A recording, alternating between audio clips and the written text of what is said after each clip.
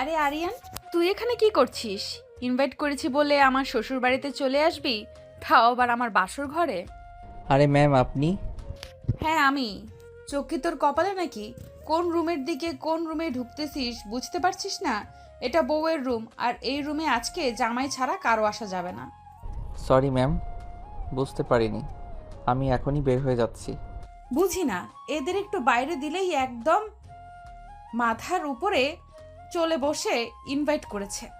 আমাদের বাড়িতে চলে এসেছে, আমার শ্বশুর বাড়ি, তাও আবার আমার বাসর ঘরে। অদ্ভুত, কে জানে আমার জামাইটা কই দিয়ে ঘুরতেছে। এত সময় পার হয়ে গেল, এতক্ষণেও রুমে আসেনি। আরিয়ান রুম থেকে বের হয়ে গিয়ে অবাক হয়ে ভাবছে, কি হলো এটা? আমি রুম থেকে কেন বের হয়ে আসলাম? এটা তো আমার বাড়ি, এই রুমটাও তো আমার, বাসর ঘর তো আমার। তাহলে আমার বইয়ের জায়গায় আমার অফিসের ম্যাম কি করতেছে? হতভম্ব হয়ে আরিয়ান কিছুক্ষণ দাঁড়িয়ে ঠান্ডা মাথায় সব কিছু ভাবতেছে। মাথার উপর বেশি প্রেশার না দিয়ে আরিয়ান সোজা আবার তার বাসর ঘরে চলে গেল। ম্যাম, মাথা ঠান্ডা করেন, এত রাগান্বিত হবেন না। আমি কি বলি সেটা আগে ঠান্ডা মাথায় শোনেন। মানে আমি বলতে চাচ্ছি, এটা তো আমার রুম। আরিয়ান, বেশি বেশি হয়ে যাচ্ছে কিন্তু। এটা তোমার রুম মানে? তুমি দেখতে পারতেছো না আমি বউ সেজে বসে আছি? বুঝলাম না, তোমার চোখ কোথায় রেখে এসেছো? চোখ খুলে আমাকে দেখো, এটা আমার বাসর ঘর। সবই বুঝলাম, এটা আপনার বাসর ঘর, কিন্তু এই বাড়িটা আমার। ম্যাম, বোঝার চেষ্টা করুন। তার মানে তোমার সাথে আমার বিয়ে হয়েছে? আমি তো ওটাই বলার চেষ্টা করতেছি যে আমাদের মধ্যে কোনো একটা মিস আন্ডারস্ট্যান্ডিং হচ্ছে। আরিয়ান আর বিথি দুজনে মাথায় হাত রেখে বসে পড়ল। হাই রে, কি করলাম? মুখ না দেখে বিয়ে করে অবশেষে সে ফেসে গেল। বিথি রেগেকে আরিয়ানকে একটা ধমক দিল।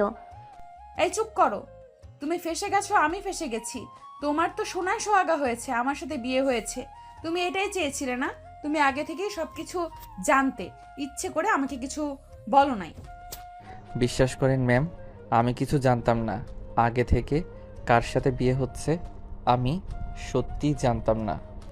জানলে আমি অবশ্যই আপনাকে জানাইতাম। আর জানাইতাম কি, জানলে আমি কিছুতেই বিয়ে করতাম না। বিয়ে করতে না মানে নিজেকে কি মনে করো, রাজ সাহেব? না, তা বলতে চাইনি। মানে আপনার মতো এত বড়লোক একটা মেয়ে আর এত বড় কোম্পানির মালিক, তার সাথে কি আমার যাই বলেন। তুই এখন আমার সামনে থেকে যা, আমার এখন মেজাজটা খুব গরম হয়ে যাচ্ছে। কি করব বুঝতে পারতেছি না। ম্যাম, মাথা ঠান্ডা করেন প্লিজ, উল্টাপাল্টা কিছু করবেন না। উল্টাপাল্টা কিছু করব না মানে? রুমের সব কিছু আমি ভেঙে ফেলবো। না ম্যাডাম, এমন কিছু করবেন না প্লিজ। আমাদের অনেক টাকা পয়সা খরচ হয়েছে, এগুলোর পিছনে বিয়ের অনুষ্ঠান শেষ হয়ে গেলে এসব কিছু আমাদের আবার বুঝিয়ে দিতে হবে। এইগুলো ভাঙবো না তো তোর মাথা ভাঙবো। তাইলে আয়, সব রাগ তোর উপরে ঝাড়ি। মাথা ঠান্ডা করেন প্লিজ, একটা ভুল বোঝাবুঝি হয়ে গেছে, এখন মাথা ঠান্ডা করে কাজ করতে হবে। ভুল বোঝাবুঝি মানে? এইটা কি ছেলে খেলা যে ইচ্ছে হলো খেললাম, ইচ্ছে হলো না খেললাম না? যা হওয়ার তা তো হয়ে গেছে, জীবনটা শেষ। আমি এই বিষয়ে বাবা মার সাথে কথা বলবো, আপনি প্লিজ রেগে যাবেন না। আরিয়ান তার অফিসের ম্যামকে দেখে বড় বড়ি খুবই ভয় পায়, কারণ সে খুবই ভয়ঙ্কর। আগে একটা মেয়ে, তাই সে যতটা পারতেছে তার ম্যামের মাথা ঠান্ডা করার চেষ্টা করতেছে। বিথি আরিয়ানের গালে একটা চড় মেরে দিল। সরি, তুই কিছু মনে করিস না। হ্যাঁ, আমি তোকে ইচ্ছে করে চর মারি নাই। আমি আসলে কি করব? না না ম্যাডাম, কি মনে করব, কিছু মনে করিনি। আপনার যা মন চাই করুন, আমি কিছু বলবো না। এরপর আমি নিজেও কন্ট্রোলে থাকবো না। কন্ট্রোলে থাকবি না মানে? তুই আবার কি করবি? আমাকে চর মারবি? কি করব সেটা তো পরেই দেখতে পারবেন। শোন, যাই করিস আমার চোখের সামনে থেকে সরে গিয়ে কর। যা, আমার রুমটা বাইরে থেকে বন্ধ করে দে প্লিজ। আমাকে একটু একা থাকতে দে। আরিয়ান রুম তো ঠিকই বন্ধ করলো, কিন্তু বাইরে থেকে নয়, ভিতর থেকে। আর এসে লাইটটা অফ করে দিল। এদিকে বিথি বারবার বলতেছে, কিরে তুই লাইট অফ করলি কেন? বেশি ভালো হবে না কিন্তু, বেশি বারবারই হয়ে যাচ্ছে আরিয়ান। বিথির কোনো কথা না শুনে সোজা গিয়ে বিথিকে জড়িয়ে ধরল। বিথি আরও কিছু বলতে যাবে তখনই আরিয়ান বিথির ঠোঁট নিজের ঠোঁটের ভিতর একদম চাপ দিয়ে ধরল। বিথি কোনো মতে নিজের ঠোঁটটা ছাড়িয়ে চিৎকার করে আরিয়ানকে ঠাস করে একটা চড় মেরে দিল। বেয়াদ্দপ ছেলে, কি হচ্ছে এসব ভুলে যাস না, আমি তোর অফিসের ম্যাম। আমার অফিসের ম্যাম, সেটা আমার অফিসে, আমার বাড়িতে নয়। আমার বাড়িতে আপনি আমার বিয়ে করা বউ। তুই কি এখন আমার উপরে জোর করে অধিকার খাটাবি নাকি? জোর করতে আপনি আমাকে বাধ্য করতেছেন। বাধ্য করতেছি মানে? কি করলাম আমি তোকে? এই যে নিজের কন্ট্রোল হারিয়ে আমাকে এভাবে চড় মারলেন, এই জন্যই তো আমি আমার কন্ট্রোল হারিয়ে ফেলেছিলাম। আমার থেকে প্রতিশোধ নিচ্ছিস নাকি তুই? মনে করেন তাই। সারা জীবন তো শুধু আপনারাই অধিকার দেখালেন, এখন আমারটা দেখেন। তুই কি মনে করেছিস এইভাবে জোর জবরদস্তি করে আমার ভালোবাসা পাবি? মোটেও না, শুধু আমার দেহটাই পাবি, আমার মন না। আমি আপনার মন পাওয়ার বৃথা চেষ্টা করবই না, ওটা তো কেউই পায় না। আমি কেন, কোনো পুরুষই পায় না। তুই এত খারাপ আগে জানতাম না তো। হ্যাঁ, পেকে দেখলেন আপনি আমার বিয়ে করা বউ, আপনার সাথে তো আমি এতটুকু করতেই পারি। দেখ আরিয়ান, বেশি বেশি হয়ে যাচ্ছে কিন্তু। এরপরে কিন্তু বেশি ভালো হবে না বলে দিলাম। লাইট অন কর, যা করেছিস অনেক হয়েছে। আরিয়ান বিথির কোনো কথা না শুনে বিথির থেকে তার শাড়িটা টান দিয়ে খুলে খুলে বিছানার উপর ফেলে দিল। এদিকে বিথি অন্ধকারে কিছুই বুঝতে পারতেছে না। সে লাইট অন করার অনেক চেষ্টা করলো, কিন্তু নতুন রুম, নতুন জায়গায় আছে, তেমন কিছুই চেনে না। তার মোবাইলটাও সে খুঁজে পাচ্ছিল না। এদিকে আরিয়ান ইচ্ছে মতো তার অধিকার আদায় করে নিল। বিথি বারবার চিৎকার করার চেষ্টা করতেছিল, কিন্তু কোনো মতেই আরিয়ানকে থামাতে পারতেছিল না। অবশেষে বিথি আরিয়ানের কাছে নিজেকে সমর্থন করে দিল। ভেরি গুড ম্যাম, যত তাড়াতাড়ি আপনি আপনার ভালো বুঝতে পারবেন ততই ভালো। যত যাই হোক, দিন শেষে আমি আপনার স্বামী আর আপনি আমার বউ, এটা মাথায় রাখবেন। আরিয়ান, তুই আজ যা করলি কাজটা খুব খারাপ হলো, এর ফল তোকে ভোগ করতে হবে। আপনি যত বেশি চিল্লাপাল্লা করবেন তত আপনার ক্ষতি, কষ্ট আপনার হবে, অন্য কারো না। মানে তুই সব সময় জোর জবরদস্তি করবি আর আমার শরীরের উপর ঝাঁপিয়ে পড়বি? অবশ্যই প্রয়োজনে তাই করতে হবে। ওই যে কথায় আছে না, সোজা আঙ্গুলে যদি ঘি না ওঠে তাহলে আমাকে দেখা করতে হবে। শেষ পর্যন্ত তোর মতো একটা 2 টাকার চাকর কিনা আমার গায়ে হাত দিলি, এই মুখ আমি আর কাকে দেখাবো? যত তাড়াতাড়ি আমাকে স্বামী হিসেবে মেনে নেবেন তত তাড়াতাড়ি আপনার মঙ্গল। আরিয়ান চুপ কর, আমার কিন্তু রাগ উঠতেছে, বেশি ভালো হবে না কিন্তু, তোর মাথা ফাটিয়ে দেব। আচ্ছা, চুপ করলাম। ম্যাম চলেন, ফ্রেশ হয়ে আসি, ঘুমাতে হবে না। ফ্রেশ হব মানে? এই শীতের দিনে আমি কি এখন ওয়াশরুমে গিয়ে ঠান্ডা পানি নাড়াবো নাকি? আপনার শরীর তো এখন নাপাক হয়ে আছে, পবিত্র হতে হবে না। চলেন চলেন। তুই যা, তারপরে আমি যাব। আমি যাওয়ার পরে আপনার আসতে হবে কেন? আমার সাথেই চলেন। তুই গেলে যাব মানে? তুই ফ্রেশ হয়ে বের হ, তারপরে আমি যাব। না, আপনাকে দিয়ে কোনো বিশ্বাস নেই। কে বলতে পারে আমি ওয়াশরুমে গেলে আপনি হয়তো ঘরে আগুন জ্বালিয়ে দিবেন। আরিয়ান, তুই যাবি এখান থেকে নাকি আমি নিজের হাত নিজে কাটবো? বিথির কথা শুনে আরিয়ান একটু অবাক হয়ে গেল। আরিয়ান বুঝতে পারল এই মেয়ের তো মাথায় প্রচুর রাগ, একবার রাগ উঠলে কি না কি করে বসেই। এই ভেবে আরিয়ান বিথিকে কোলে তুলে নিয়ে ওয়াশরুমে চলে গেল। বিথি বারবার চিৎকার করতেছিল। আরিয়ান কিছু না শুনে নিজের হাতে বিথিকে গোসল করিয়ে দিল।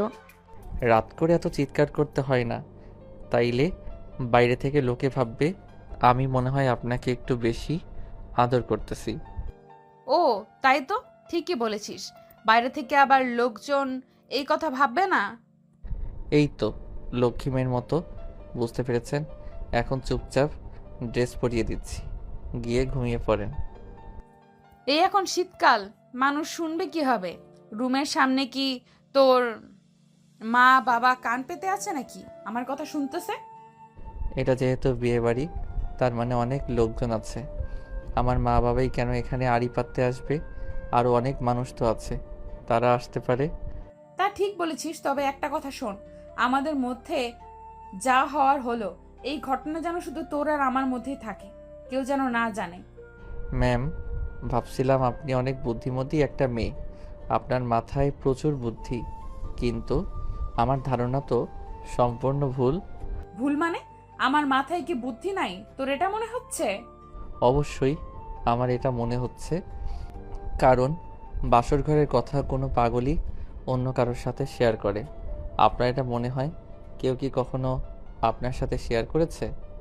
তাও তো ঠিকই বলেছিস, কেউ তো আমার সাথে কখনো শেয়ার করেনি, তাহলে তুই কেন করবি? জি, আমি যা বলি সব ঠিকই বলি। এটা বাড়িতেও আর অফিসেও। অনেক বকবক করেছিস, এখন সর, আমাকে ঘুমাতে দে, সকালে অফিস আছে। অফিস আছে মানে 7 দিন কোনো অফিস নেই? কারণ আপনি এই বাড়ির বউ, এই বাড়ির কিছু নিয়ম কারণ আছে। কিসের নিয়ম কানুন? আমি কোনো নিয়ম কানুন মানি না। আমার অফিস আছে, আমাকে অফিসে যেতে হবে, ব্যাস। অফিস তো আমারও আছে, আমিও কি যাব?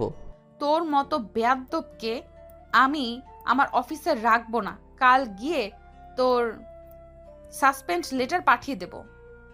তা ঠিকই বলেছেন, অনেক দিন অফিস করলাম, কী লাভ? এখন তো অফিসের বস আমার বউ, আমার অফিস না করলেও চলবে।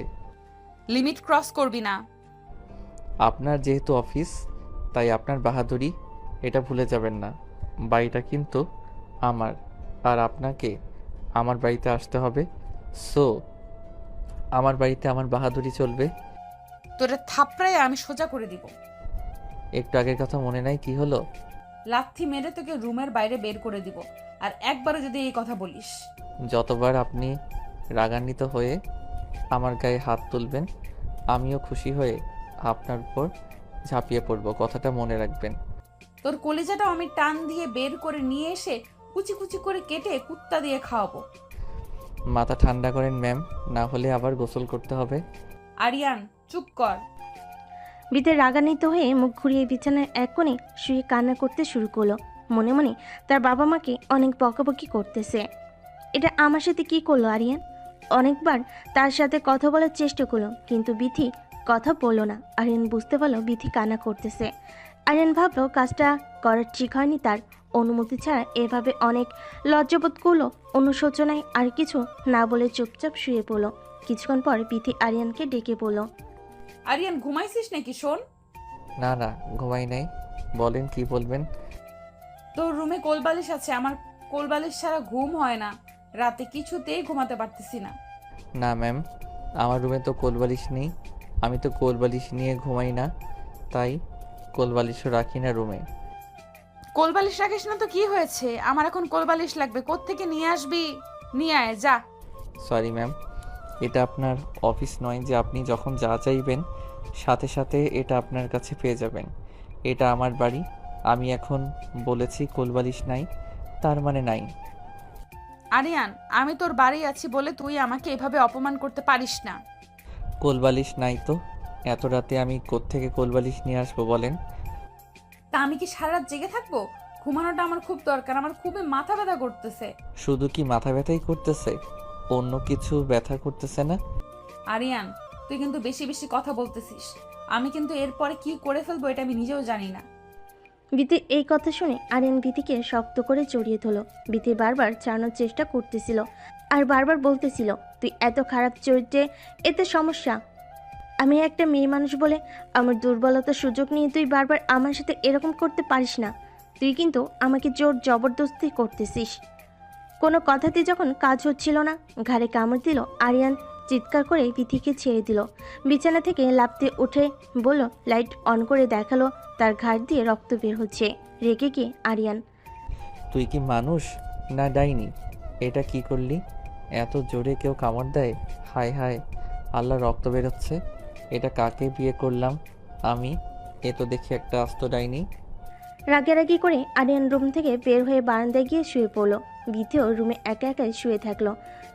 আর রাতটা তাদের এভাবে পার হয়ে গেল। পরের দিন সকালে সকালে ঘুম থেকে উঠে আরিয়ান রুমে এসে দেখলো রুমের দরজা এখনো খোলা হয়নি। রাগান্বিত হয়ে আরিয়ান বিথিকে ডাকতে শুরু করলো। ভিতর থেকে তখন দরজা খুলে দিলে আরিয়ান রাগান্বিত হয়ে বলল, দরজা খুলতে কেউ এত সময় নেয়? রুমের ভিতরে একা একা কি করতেছেন?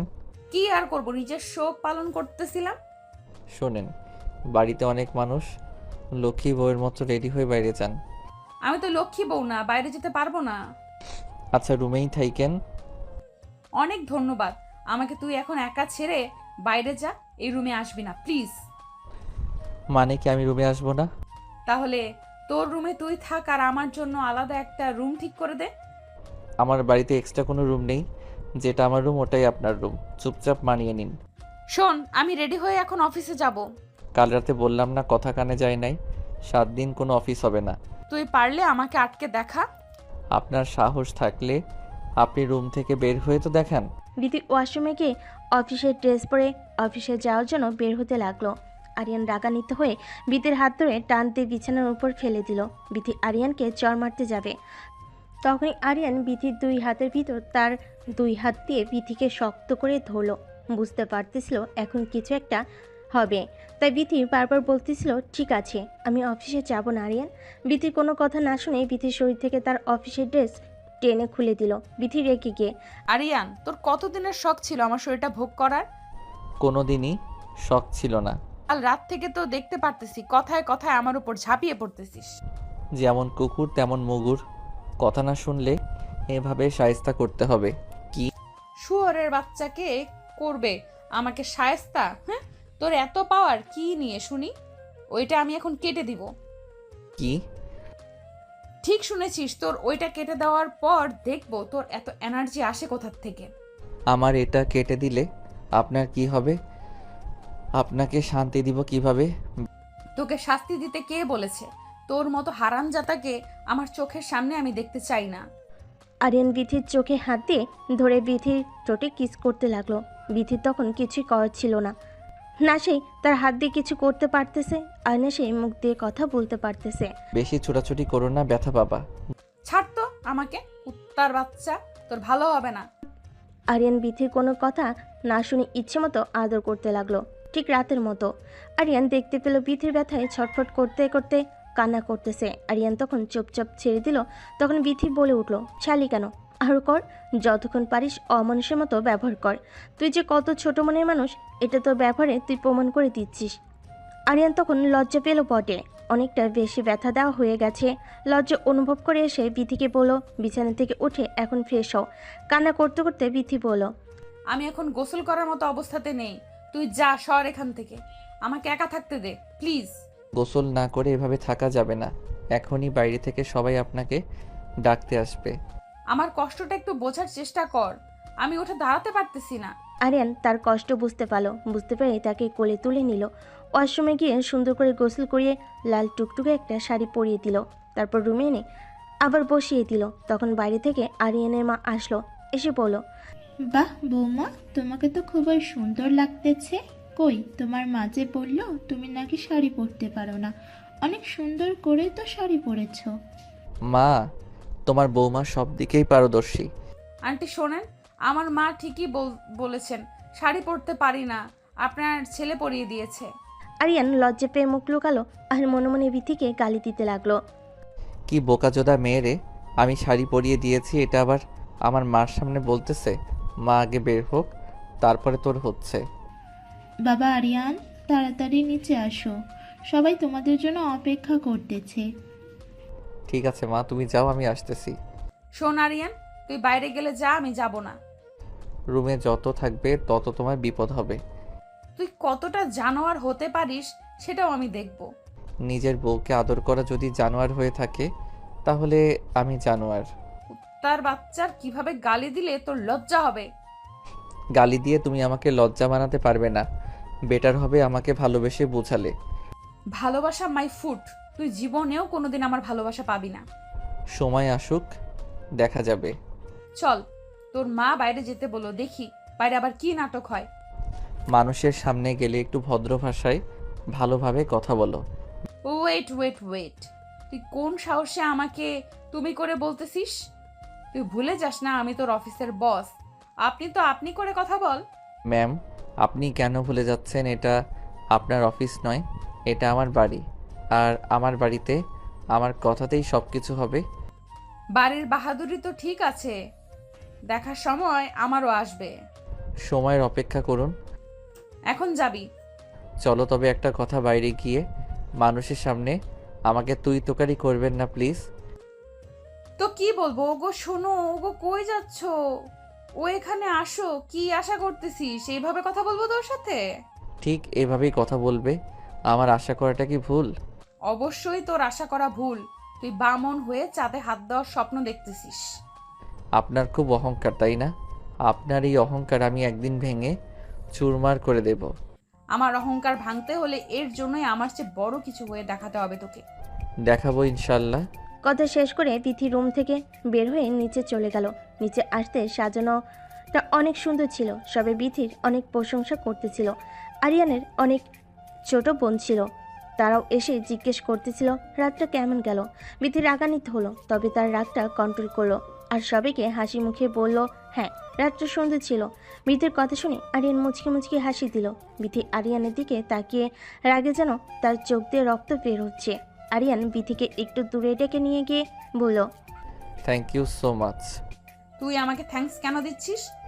এই যে সবার সাথে হাসি মুখে সবটা ম্যানেজ করতেছো। তুই আবার আমাকে তুমি তুমি করে বলতেছিস? আস্তে, এখন আমরা রুমে নয়, বাইরে আছি। আর শোন, আমি তোর জন্য কিছু করিনি।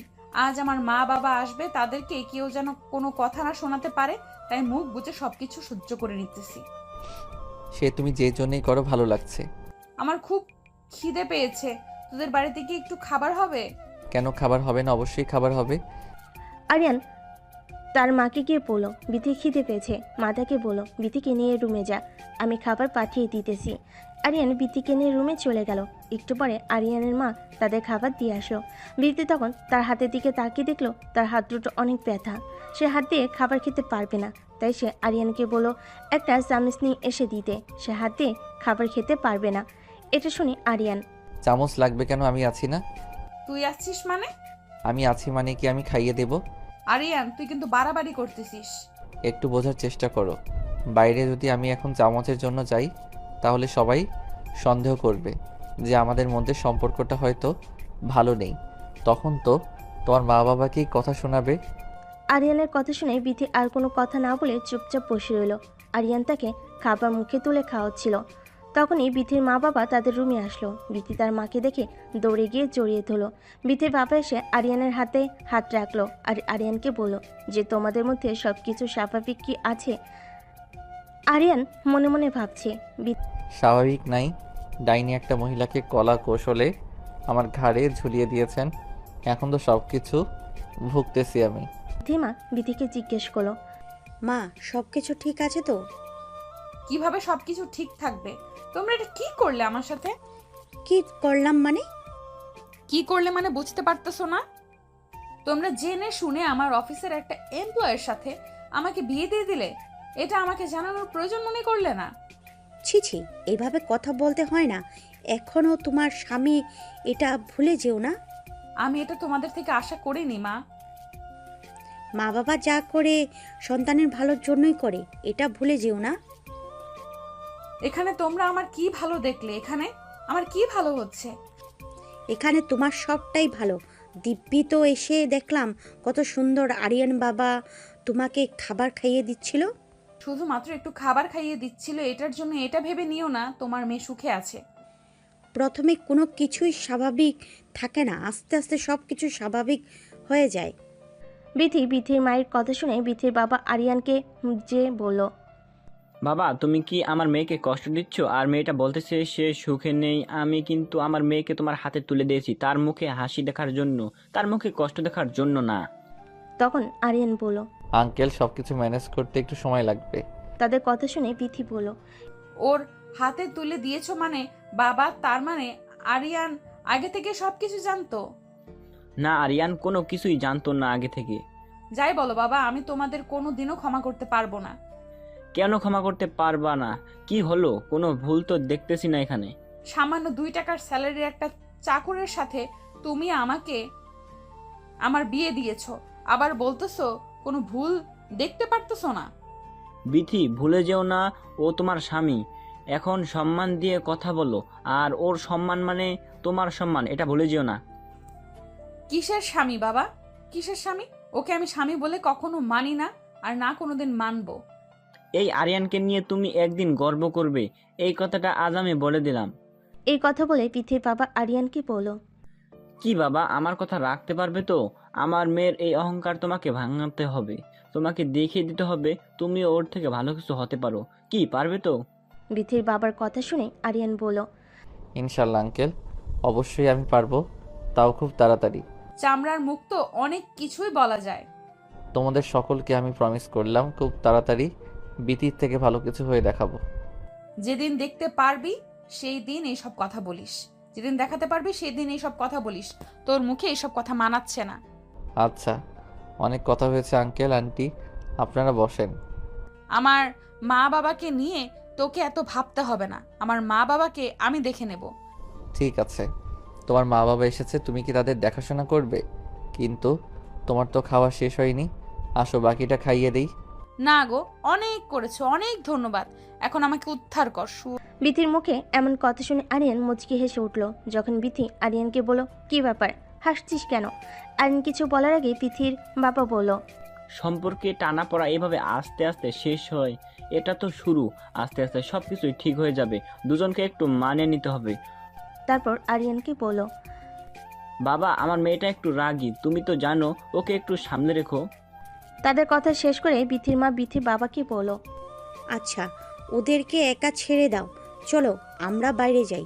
তখন আরিয়ান বিথিকে টান দিয়ে জড়িয়ে ধরল। বিথি রেগে গিয়ে ওরের বাচ্চা, আবার তুই আমাকে জড়িয়ে ধরেছিস? ছাড়। তোমার মুখে এমন কথা শুনে মনে হচ্ছে তোমার ঠোঁটটাও কামড় দিয়ে দেই। এত বছর আমি তোর সাথে কাজ করলাম, তোর চরিত্র এতটা খারাপ কখনো জানতেই পারলাম না। আরে তোমার চরিত্র খারাপ এইভাবে কেন বলতেছো? তুমি অফিসে গিয়ে সবাইকে জিজ্ঞেস করো তাদের স্বামী আর স্ত্রীর মধ্যে সম্পর্কটা কেমন।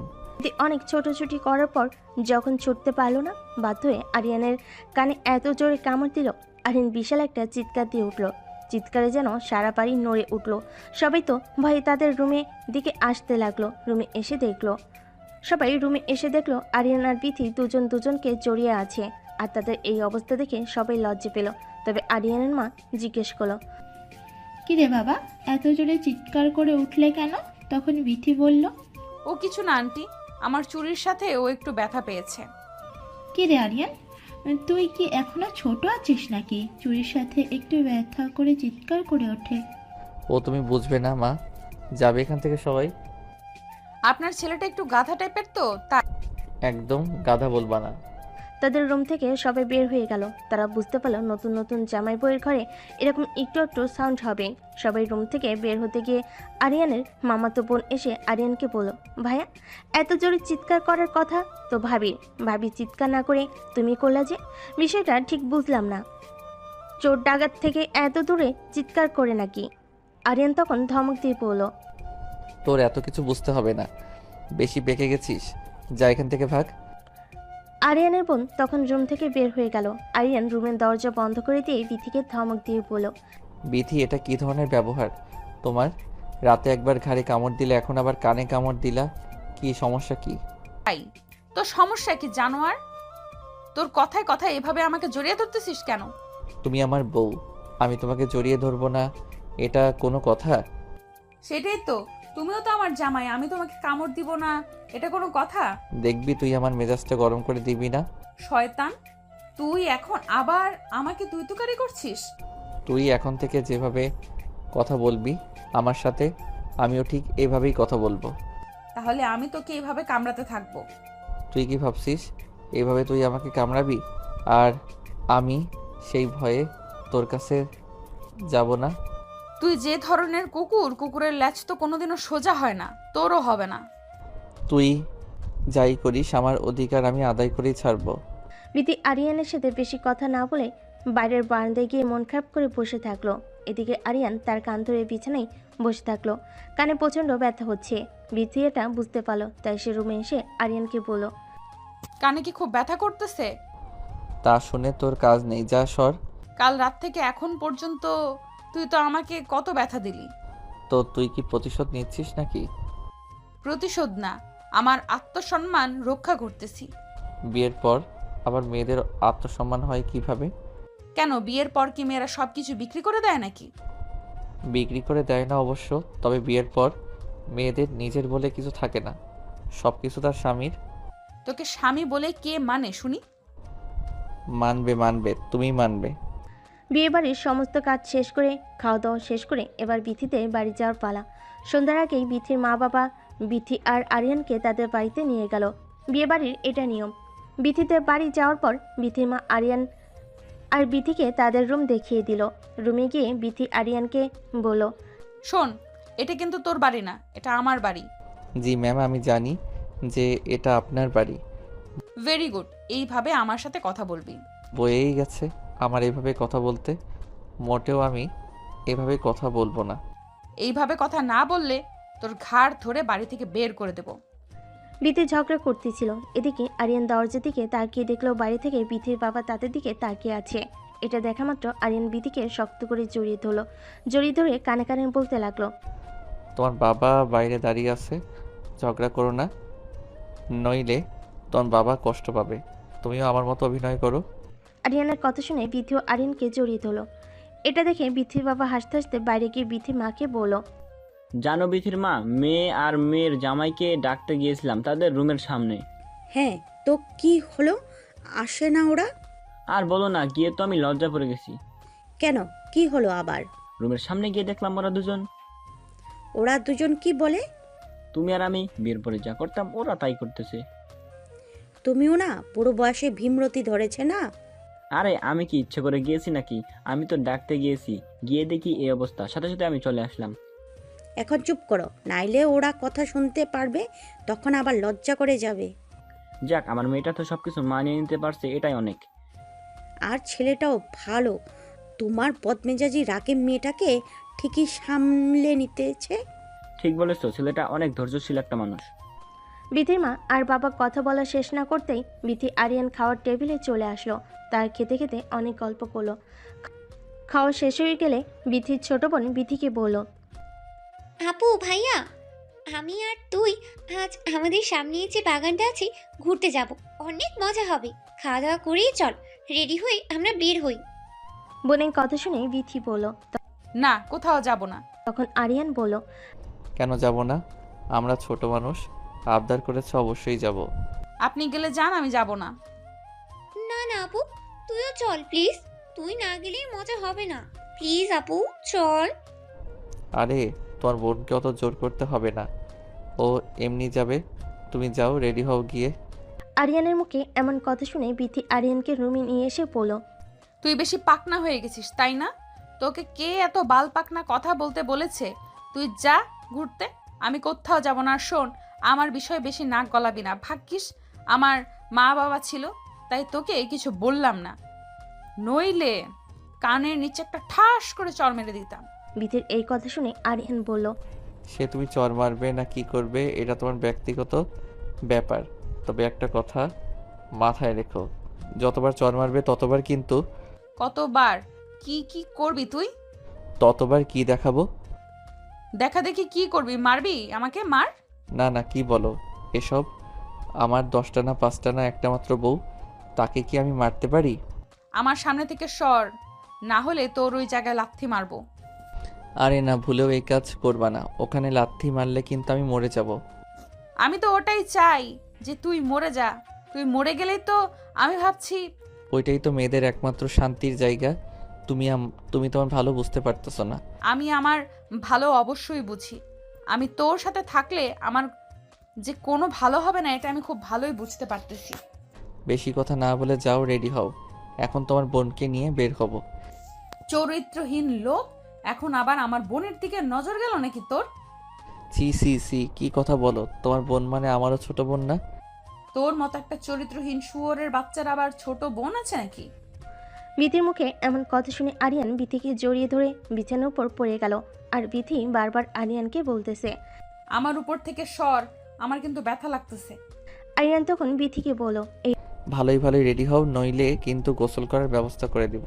এই অবস্থায় বিথির বোন রেডি হয়ে তাদের রুমে আসলো। এসে দেখলো তারা দুজন বিছানার উপর শুয়ে আছে।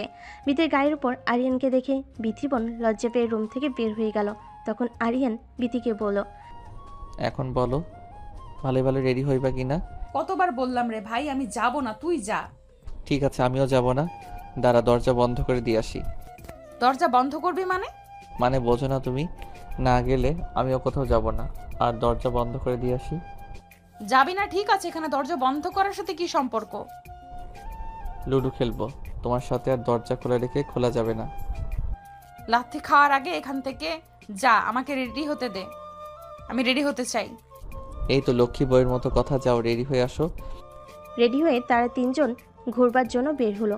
বাগানটা খুবই সুন্দর ছিল, চারিদিকে ফুলের গাছ, ওয়েদারটা সুন্দর ছিল। তখন বিথিকে বলল, আপনি তোর আর ভাইয়া ছবি তুলে দিই। এই কথা শুনে বিথি বলল, দেখ, আমার কিন্তু এখন মেজাজ উঠতেছে ঘুরতেছে। আসার বায়না ধরেছিলি, ঘুরতে এসেছি, এখন আমি ছবি তুলতে পারবো না। আপু এমন করিস কেন? একটু ছবি তো ওঠা প্লিজ। বললাম নাম সব, উঠবো না, তুইও যা। আরে বাদ দাও, তোমার বোনকে এত জোর করতে হবে না। এসো তুমি আর আমি ছবি উঠি। আরিয়ানের কাছে এমন কথা শুনে বিথি ভাবলো, ওর তো চরিত্রের সমস্যা আছে, ওবার আমার বোনের সাথে ছবি উঠবে না। বাবা, আমি চাই, গিয়ে ছবি তুলেই বোনকে গিয়ে বলো, নে আমি এসেছি, আমাদের ছবি তোল। কি রে আপু, একটু আগেই না ছবি উঠবে না বলে খুব রাগ দেখালি, আর এখন যেই ভাইয়া বলেছে ভাইয়া আর আমি ছবি উঠাবো, তখনই তুই এসে বলতেছিস তুই ছবি উঠাবি। তোমার বোন আসলে জেলাস হচ্ছে, তার জামাই অন্য একটা মেয়ের সাথে ছবি উঠবে। বিষয়টা কেমন দেখায় না? হচ্ছে তো সেরকমই। কি রে আপু, তুই কি তোর জামাইয়ের পাশে তুই ছাড়া কাউকে সহ্য করতে পারতেছিস না নাকি? উফ, তোরা থামবি, আমার রাগ হচ্ছে কিন্তু এখন, আমি কিন্তু চলে যাব এখান থেকে। আরে না না না, সরি, আর কেউ আপনার রাগ উঠাবে না। এখন নেন ছবি উঠি। নে তোরা পাশাপাশি দাঁড়া। নে দাঁড়িয়েছি, এখন তোল। এই আবার কেমন দাঁড়ানো?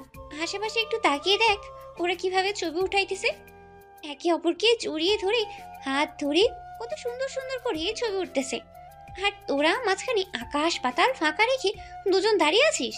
ঠিকই তো বলেছে ও। তুমি এত দূরে দাঁড়িয়ে আছো কেন? আমার কাছে আসো। একদম আমার কাছে আসার চেষ্টাও করবি না। এটা কি ধরনের অসভ্যতা বিথি? বাইরে বের হয়েও তুমি এরকম ব্যবহার করবে? তুই যদি বেশি বাড়াবাড়ি করিস তাহলে দেখবি আমি কি করে পাবলিক ডেকে নিয়ে এসে তোকে গণধোলাই খাওয়াবো। বুঝলাম না তো, বাড়ি থেকে বের হওয়ার সময়ও দেখলাম দুজন খুব জোরাজোরি করতেছ, বাড়ি থেকে বের হয়ে আবার কি হলো?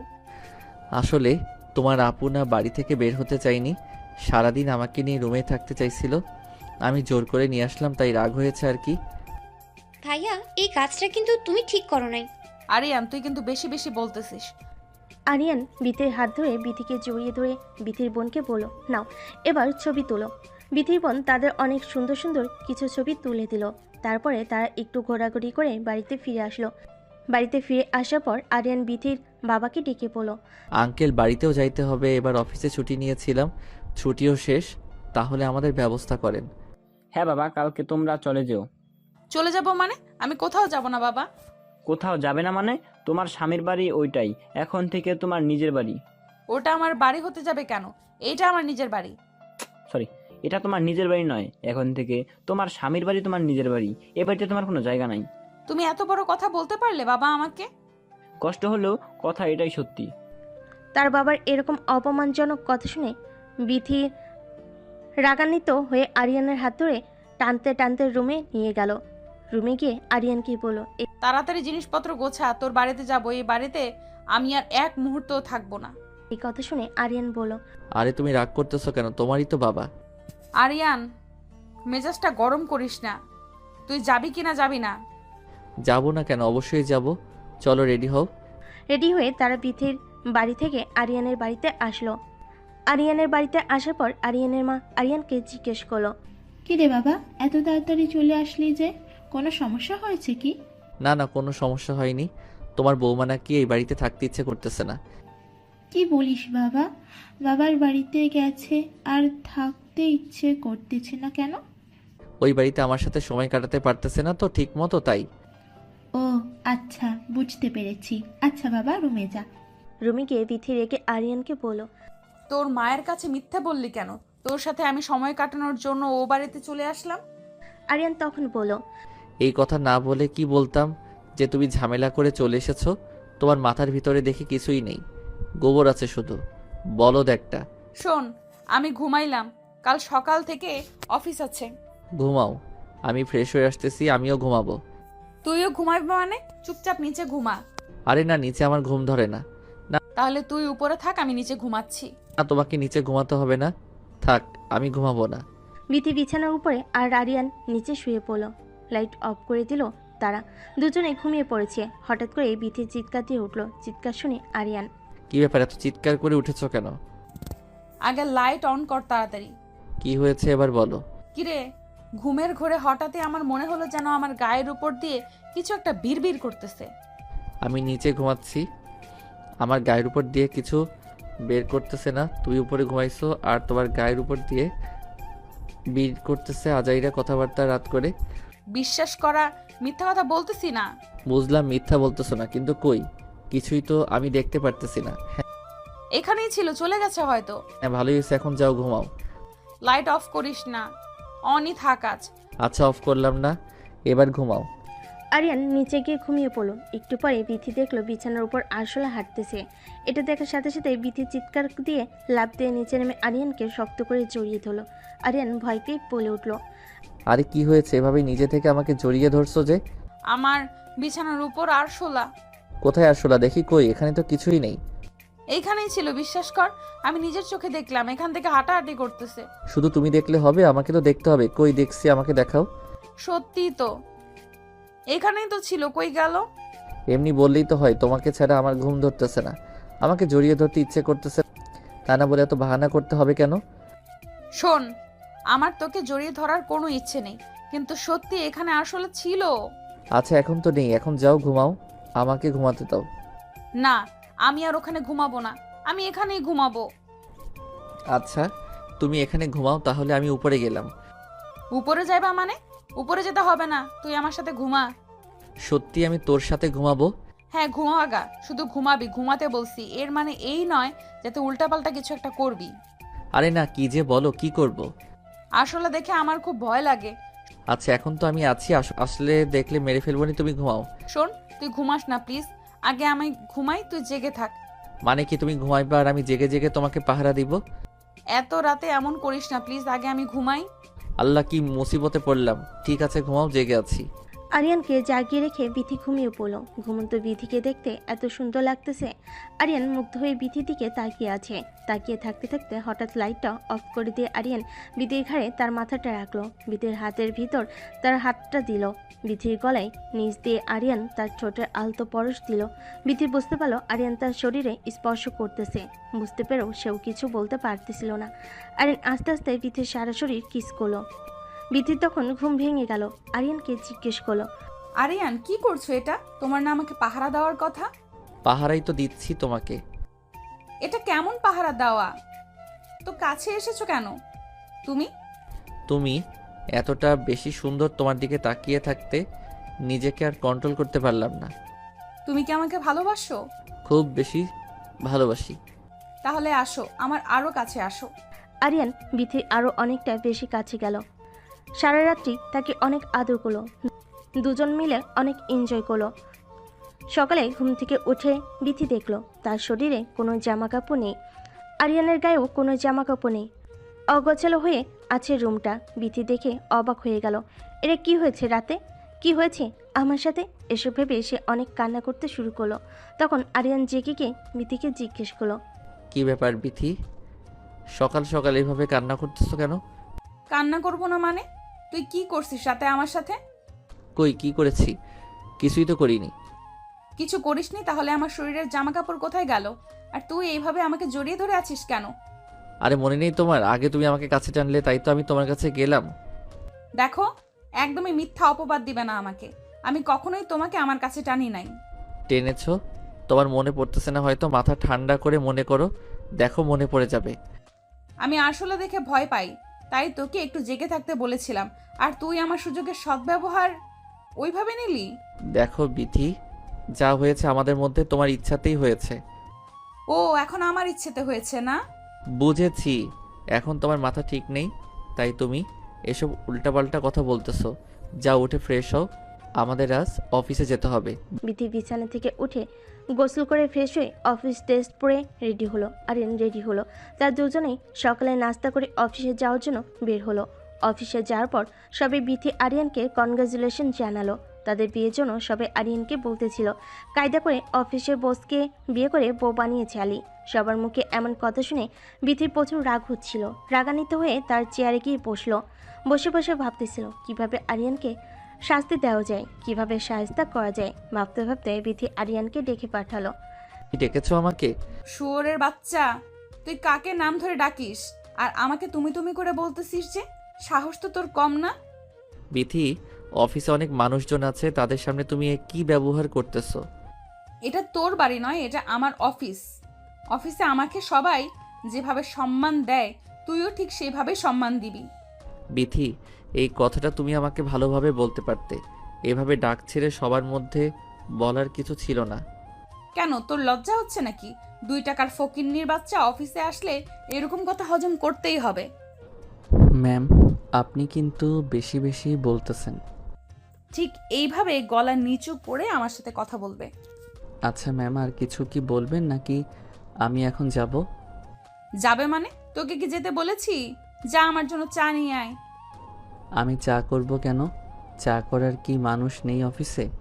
হাজার হলেও তুই আমার সম্পর্কে স্বামী হোস না। আজ থেকে তোকে আমি আমার পার্সোনাল অ্যাসিস্ট্যান্ট বানালাম। সরি ম্যাম, আমি আমার যোগ্যতায় এই চাকরি পেয়েছি, আপনার পার্সোনাল অ্যাসিস্ট্যান্ট হওয়ার জন্য নয়। বেয়াদব, তুই আবার মুখে মুখে কথা বলিস। ম্যাম, আপনি যাই বলেন, আমি আপনার পার্সোনাল অ্যাসিস্ট্যান্ট হব না। আরিয়ানের এমন কথা শুনে বিথি অফিসের সবার সামনে আরিয়ানে গেলে ঠাস করে একটা চর মেরে দিল। আরিয়ান অবাক হয়ে গেল বিথির এরকম আচরণ দেখে। তখন বিথি আরিয়ানের মুখের ওপর সাসমিন লেটার ছুঁড়ে দিল। অফিসের সবাই তখন লেটারটা হাতে তুলে নিয়ে পড়ল। বিথি, অফিস থেকে আমি চলে যাচ্ছি আজ। আর সবার সামনে একটা প্রতিজ্ঞা করে গেলাম, তোর এই অহংকার আমি একদিন ভেঙে চুরে ছাই করে দেব। হ্যাঁ, যা যা, চেনা আছে। বেশি কথা না বলে কাজ করে দেখা। তবে যেটা করলেন আপনি, এটা ঠিক করলেন না, এজন্য আপনাকে পস্তাতে হবে। কি পস্তাতে হবে শুনি? তোর বাড়ির ভয় দেখাচ্ছিস যে তোর বাড়িতে গেলে তুই আবার আমার সাথে কুত্তার মতো ব্যবহার করবি? আমি কখনোই আপনার সাথে কুত্তার মতো ব্যবহার করি নাই, জাস্ট আমার ভালোবাসাটা বোঝাতে চাইছি। আমাদের যে সম্পর্ক, এটা বোঝাতে চাইছি। কিসের আমাদের সম্পর্ক? আমাদের কোনো সম্পর্ক নেই। তুই টাকার লোভে আমাকে বিয়ে করেছিস। আপনার মতো কুৎসিত মন মানসিকতার একটা মেয়েকে আমি টাকার লগে কোনোদিনও বিয়ে করতাম না। যদি আমি একটু জানতে পারতাম যে আমার বিয়েটা আপনার সাথে, আমি কখনোই বিয়ে করতাম না। মুখে এইসব কথা বলাই যায়? আমার দুয়ারে একদিন আপনাকে আসতেই হবে, এই কথাটা আগে বলে গেলাম। এই কথা বলে আরিয়ান অফিস থেকে বের হয়ে গেল। তখন অফিসের আর সকল মেম্বার বিথিকে বলতে লাগলো, ম্যাম যা করলেন ঠিক করলেন না। কাজটা আরিয়ান খুব ভালো করে করে, ছেলেটাও খুব মেধাবী, তাকে এভাবে বের করে দেওয়া আপনার উচিত হয়নি। রেগে গিয়ে বিথি বলে, আমি কি করব না করব তোদের কাছ থেকে শিখতে হবে। তখন সবাই বলল, ম্যাম আপনার পারিবারিক সমস্যা অফিস পর্যন্ত নিয়ে আসার কোনো দরকার ছিল না। এতে করে অফিসের পরিবেশ নষ্ট হচ্ছে। আপনি অফিসের বস, আপনাকে দেখে সবাই শিখতেছে। বিথি কারোর সাথে কোনো কথা না বলে অফিস থেকে বের হয়ে তার বাবার বাড়িতে চলে যায়। বিথির মা তাকে দেখে জিজ্ঞেস করে, কিরে মা, এই অবস্থায় কোত্থেকে আসছিস? জামাই কই? আমার জামাই মরছে মা, ওর খবর আমার কাছে নেই। আমার মেজাজটা এমনি ভালো নাই, রুমে যাব। এভাবে কেন কথা বলতেছিস? কি হয়েছে? জানোয়ারকে আমি আমার অফিস থেকে বের করে দিয়েছি। এটা তুই কি করেছিস? এটা তোর বাবা শুনলে খুব রাগ করবে। আমার যেটা ভালো মনে হয়েছে আমি সেটাই করেছি। এটা কে কি মনে করলো না করলো তাতে আমার কিছুই যায় আসে না। আচ্ছা, ঠান্ডা মাথা কর, যা রুমে গিয়ে ফ্রেশ হয়ে ড্রেস চেঞ্জ করে নিচে আয়, খাবার দাবার কর আগে, তারপর কথা হবে। খাবো না মা, পরে খাবো, আমি একটু একা থাকবো। মাসুল, মাথা ঠান্ডা করে রুমে গিয়ে আরিয়ানকে ফোন দিয়ে শুনো কোথায়। আমি পারবো না মা, তোমার ইচ্ছা হয় তুমি ফোন করো। এই কথা বলে বিথির রুমে চলে গেল। বিথির মায়ের তখন খুব টেনশন হচ্ছিল, তাই সে আরিয়ানের কাছে ফোন দিল। অনেকবার ফোন দিল, কিন্তু আরিয়ান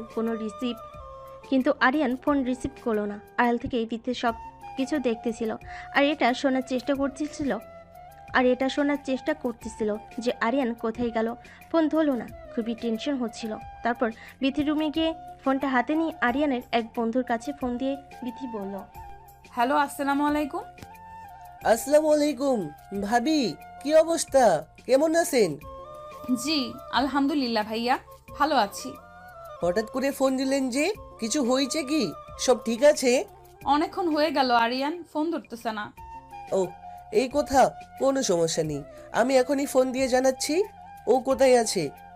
আচ্ছা ভাইয়া, আর প্লিজ ওকে বলবেন যেন যেখানেই থাকুক, যে কেউ ফোন দিলে যেন ফোনটা রিসিভ করে, আর সাবধানে থাকতে বলবেন।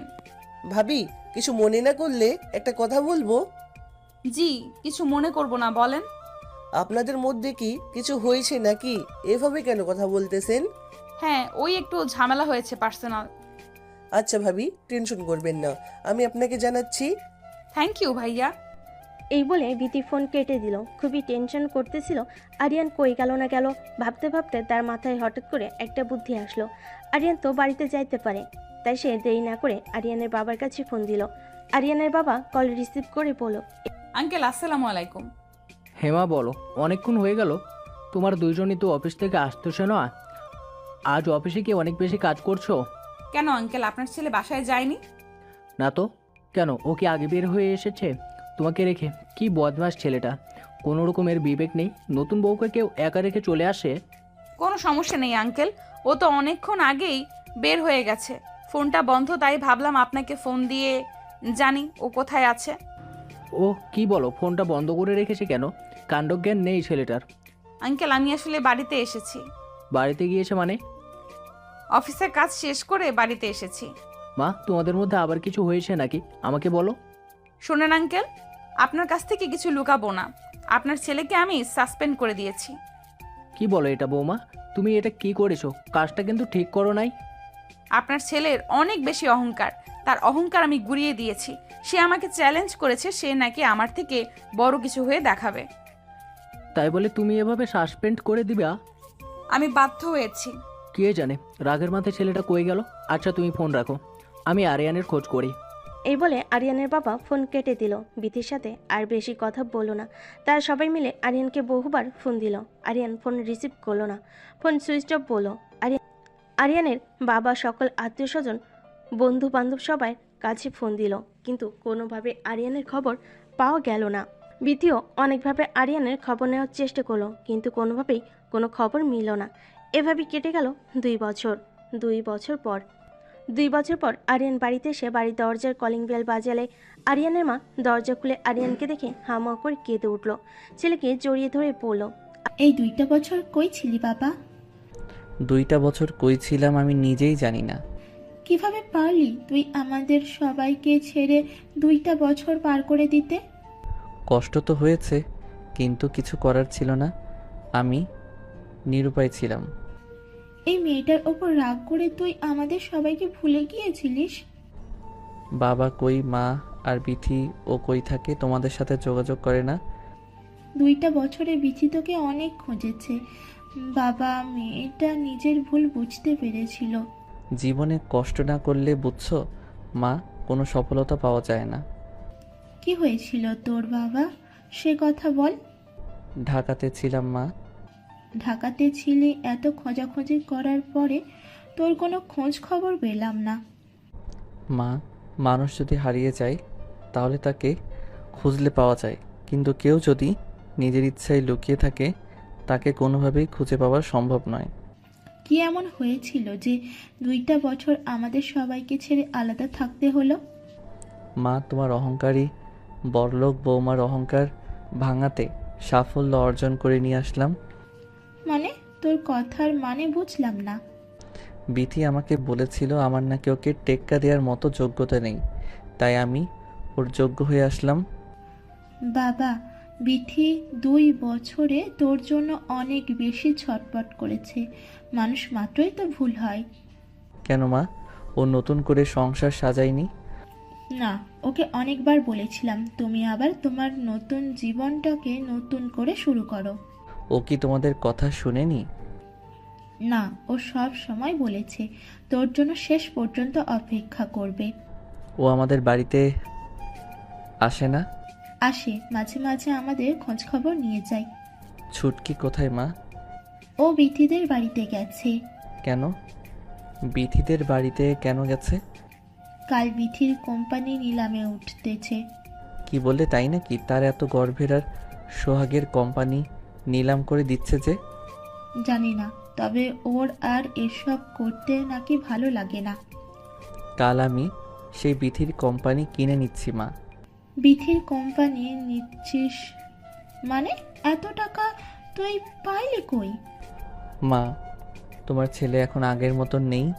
2টা বছর একটা মানুষকে পরিবর্তন করার জন্য অনেক কিছু। সবই বুঝলাম, কিন্তু তুই এত টাকা পাইলি কই? আর তুই কি করিস? মা, তোমার ছেলে এখন ঢাকার সবচেয়ে বিখ্যাত RS কোম্পানির বস। তোমার ছেলের আন্ডারে এখন বিথির মতো 5-10টা কোম্পানি থাকে। বাবা, আজ তোর জন্য গর্বে আমার বুকটা ফুলে উঠল। মা, দোয়া করো অহংকার এই মেয়েটার মুখের উপর যেন উচিত জবাব দিতে পারি। না বাবা, ওই মেয়েটা অনেক কিছু সহ্য করেছে এই 2 বছরে। ও চাইলে কিন্তু অন্য একটা ছেলের হাত ধরে চলে যেতে পারতো, কিন্তু চায়নি। তোর জন্য অপেক্ষা করেছে। সে নিজের ভুল বুঝতে পেরেছে। তোর আবার ওকে নতুন করে কাছে টেনে নেওয়া উচিত। মায়ের মুখে এমন কথায় আরিয়ান কিছু না বলে রুমে চলে গেল। রুমে গিয়ে সারা রাত ভাবলো বিথির কথা। আরিয়ান সিদ্ধান্ত নিল যা হওয়ার হয়েছে, বিথিকে আবাসে ঘরে তুলবে, তাদের সংসারটা আবার নতুন করে শুরু করবে। পরের দিন সকালে আরিয়ান রেডি হয়ে বিথির কোম্পানি নিলামের কনফারেন্সে যাওয়ার জন্য বের হলো। কনফারেন্সে যেতে যেতে অনেকটা লেট হয়ে গিয়েছিল। অনুষ্ঠানের ভিতর ঢোকার পরে আরিয়ান দেখলো সমস্ত লোকজন এসে বসে পড়েছে, তার জন্য সবাই অপেক্ষা করতেছে। তার আসাতে লেট হয়েছে। হাজার হাজার মানুষের মধ্যে বিথি আরিয়ানকে দেখে বলল, তুমি এতদিন কই ছিলে জানো? তোমাকে কত খুঁজেছি। কেন আমাকে খুঁজবে কেন? তোমার জীবন থেকে তো চলেই গিয়েছিলাম। জীবনটা আবার নতুন করে সাজিয়েছো নিশ্চয়ই। না, ওই শরীরে যে একবার টাচ করেছে, এই শরীরে অন্য কোনো পুরুষ আর কখনো টাচ করতে পারবে না। অহংকার ভেঙেছে তাইলে তোমার? তোমাকে হারানোর পর জীবনের মূল্য বুঝতে পারলাম। তোমাকে টেক্কা দেওয়ার জন্য জীবনের 2টা বছর লড়াই করলাম, এত তাড়াতাড়ি হার মেনে নিলে? আমার ভুল হয়ে গেছে, প্লিজ আমাকে ক্ষমা করে দিও। তোমার কাছে টেনে নাও। 2 বছরে মানুষের এত পরিবর্তন? তাদের কথা শেষ না হতেই বিথি সমস্ত লোকের মাঝে আরিয়ানকে জড়িয়ে ধরলো। জড়িয়ে ধরে ফুপিয়ে ফুপিয়ে কান্না করতে শুরু করলো। বুঝতে পেরে তাকে বুকে টেনে নিল। তারপর আরিয়ান বিথিকে জিজ্ঞেস করলো, হঠাৎ করে কোম্পানি নিলামে তোলার সিদ্ধান্ত নিলে যে? এর একমাত্র কারণ তোমাকে খুঁজে বের করা। তোমার কথার মানে বুঝলাম না। 2টা বছর তোমাকে অনেক খুঁজেছি, কোনোভাবে যখন তোমার খোঁজ মিলল না, তখন আমি এই সিদ্ধান্ত নিলাম। জানলে কিভাবে যে অনুষ্ঠানে আমি আসব? কারণ আমি এইভাবেই অনুষ্ঠানটা আয়োজন করেছিলাম, যেন দেশের আনাচে কানাচে সব জায়গায় এটা ছড়িয়ে পড়ে যে আমার কোম্পানি নিলামে উঠতেছে।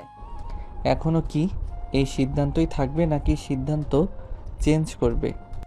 সিদ্ধান্ত আমার এটাই থাকবে, আমি কোম্পানি নিলাম করে দিব। চাইলে কিন্তু তুমি কন্টিনিউ করতে পারো। চাই না আমি কন্টিনিউ করতে। আমি সব কিছু ছেড়ে এখন তোমার বউ হয়ে সংসার করতে চাই। চলো অনুষ্ঠান শুরু করি। তার অনুষ্ঠান শুরু করলো। সবচেয়ে বেশি দাম দিয়ে আরিয়ান বিথির কোম্পানিকে নিল। অনুষ্ঠান শেষ করে আরিয়ান বিথিকে বলল, বিথি, তুমি বাড়ি চলে যাও। বাড়ি চলে যাব মানে? তোমার সাথে নিয়ে যাবে না? না। না মানে তুমি আমাকে ক্ষমা করে দাওনি? বেশি কথা বাড়িও না তো, যেটা বলছি সেটা করো।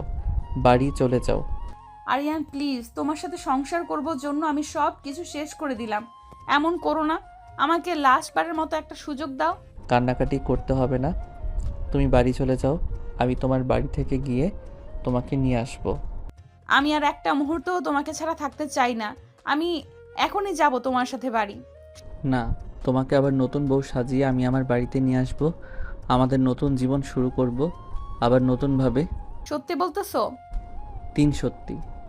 কবে যাবে তাইলে? আজকে বাসায় যাই, মা বাবার সাথে কথা বলি, তারপরে তোমাকে জানাবো। বেশি লেট করো না প্লিজ, তোমার অপেক্ষায় থাকবো। অনেক দিন তো ছিলে আমাকে ছাড়া একা, আর তো কিছুদিন। এত অধৈর্য হচ্ছ কেন? জানি না এই 2 বছর আমি তোমাকে ছাড়া কিভাবে থেকেছি। তোমার সাথে কাটানো সময়গুলো আমাকে ঘুমাতে দেয়নি।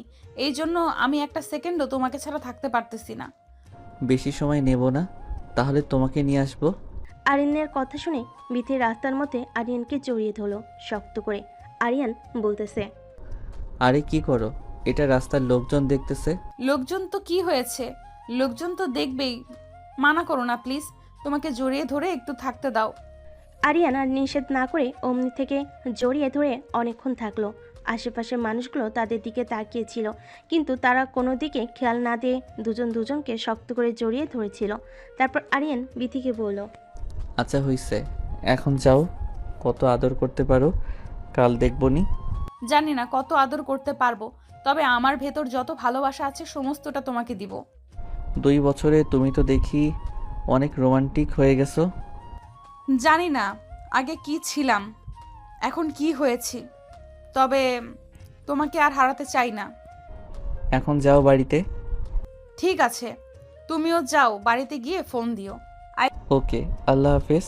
I love you. I love you too. এখন যাও। তা দুজনের বাড়ি ফিরে গেল। সমস্ত ঘটনা তাদের মা বাবাকে বলল। আরিয়ান তার বাবাকে বিথিকে ঘরে তুলে নিয়ে আসার জন্য কথা জানালো। আরিয়ান তার বাবাকে বিথিকে ঘরে তুলে নিয়ে আসার জন্য বলল। এই কথাটা শুনে আরিয়ানের বাবা খুশি হয়ে বলল, এটা তো ভালো সিদ্ধান্ত। কালকে চলো, ঘরের লোককে ঘরে নিয়ে আসি। রাতে সবাই সিদ্ধান্ত নিল। সকালে তারা রেডি হয়ে বিথিদের বাড়িতে চলে গেল। রাতে সবাই সিদ্ধান্ত নিয়ে সকালেই তারা সবাই রেডি হয়ে বিথিদের বাড়ি চলে গেল। আরিয়ান সুন্দর করে পর সেজেছে, আর বিথিও সুন্দর করে বসে আছে। দুজনের হাসি দেখে যেন সারা দুনিয়া হাসতেছে। নতুন করে আবার তাদের বিয়ে হলো। বিথিকে নিয়ে আসলো আরিয়ানের বাসায়। আরিয়ানকে বলল, জানো আজকে আমার সবচেয়ে খুশির দিন। তাই কেন? প্রথমবার যখন আমাদের বিয়ে হয়েছিল তখন বুঝি তুমি খুশি ছিলে না? না, খুশি ছিলাম না, কারণ তখন আমি জানতাম না পর্যন্ত আমার কার সাথে বিয়ে হচ্ছে। তবে আমি ভীষণ খুশি ছিলাম জানো। তার মানে তুমি আগে থেকে জানতা সবকিছু, আমার কাছ থেকে এখনো তুমি সবকিছু লুকাচ্ছ, তাই না? না রে বাবা, আমি কিছুই জানতাম না। তবে বিয়ে করার খুব ইচ্ছা ছিল। জীবন সঙ্গীর সঙ্গে সুন্দর সুন্দর মুহূর্ত কাটানোর। মা বাবা যখন বিয়ে ঠিক করলো তখন আমি আর আপত্তি জানাইনি, কারণ মা বাবার পছন্দের উপর আমার বিশ্বাস ছিল। এত এক্সাইটেড ছিলে, বুঝলাম মা বাবা পছন্দের উপর তোমার বিশ্বাস ছিল, তবুও একবার কার সাথে বিয়ে হচ্ছে তাকে তুমি দেখতে চাইবে না? হ্যাঁ, দেখতে চেয়েছিলাম। পরে কি হলো দেখোনি? না, বাবা দেখায়নি, বলল সারপ্রাইজ একবারই দেখো। তুমি দেখতে চাইবা না? না, আমি আর জোর করিনি। তার মানে প্রথমবারের বিয়েতে তুমি খুশি ছিলা, এই বিয়েতে খুশি হওনি? এই বিয়েতে অনেক বেশি খুশি হয়েছি, কারণ এবার তুমি ভালোবেসে আমার হাত ধরেছ।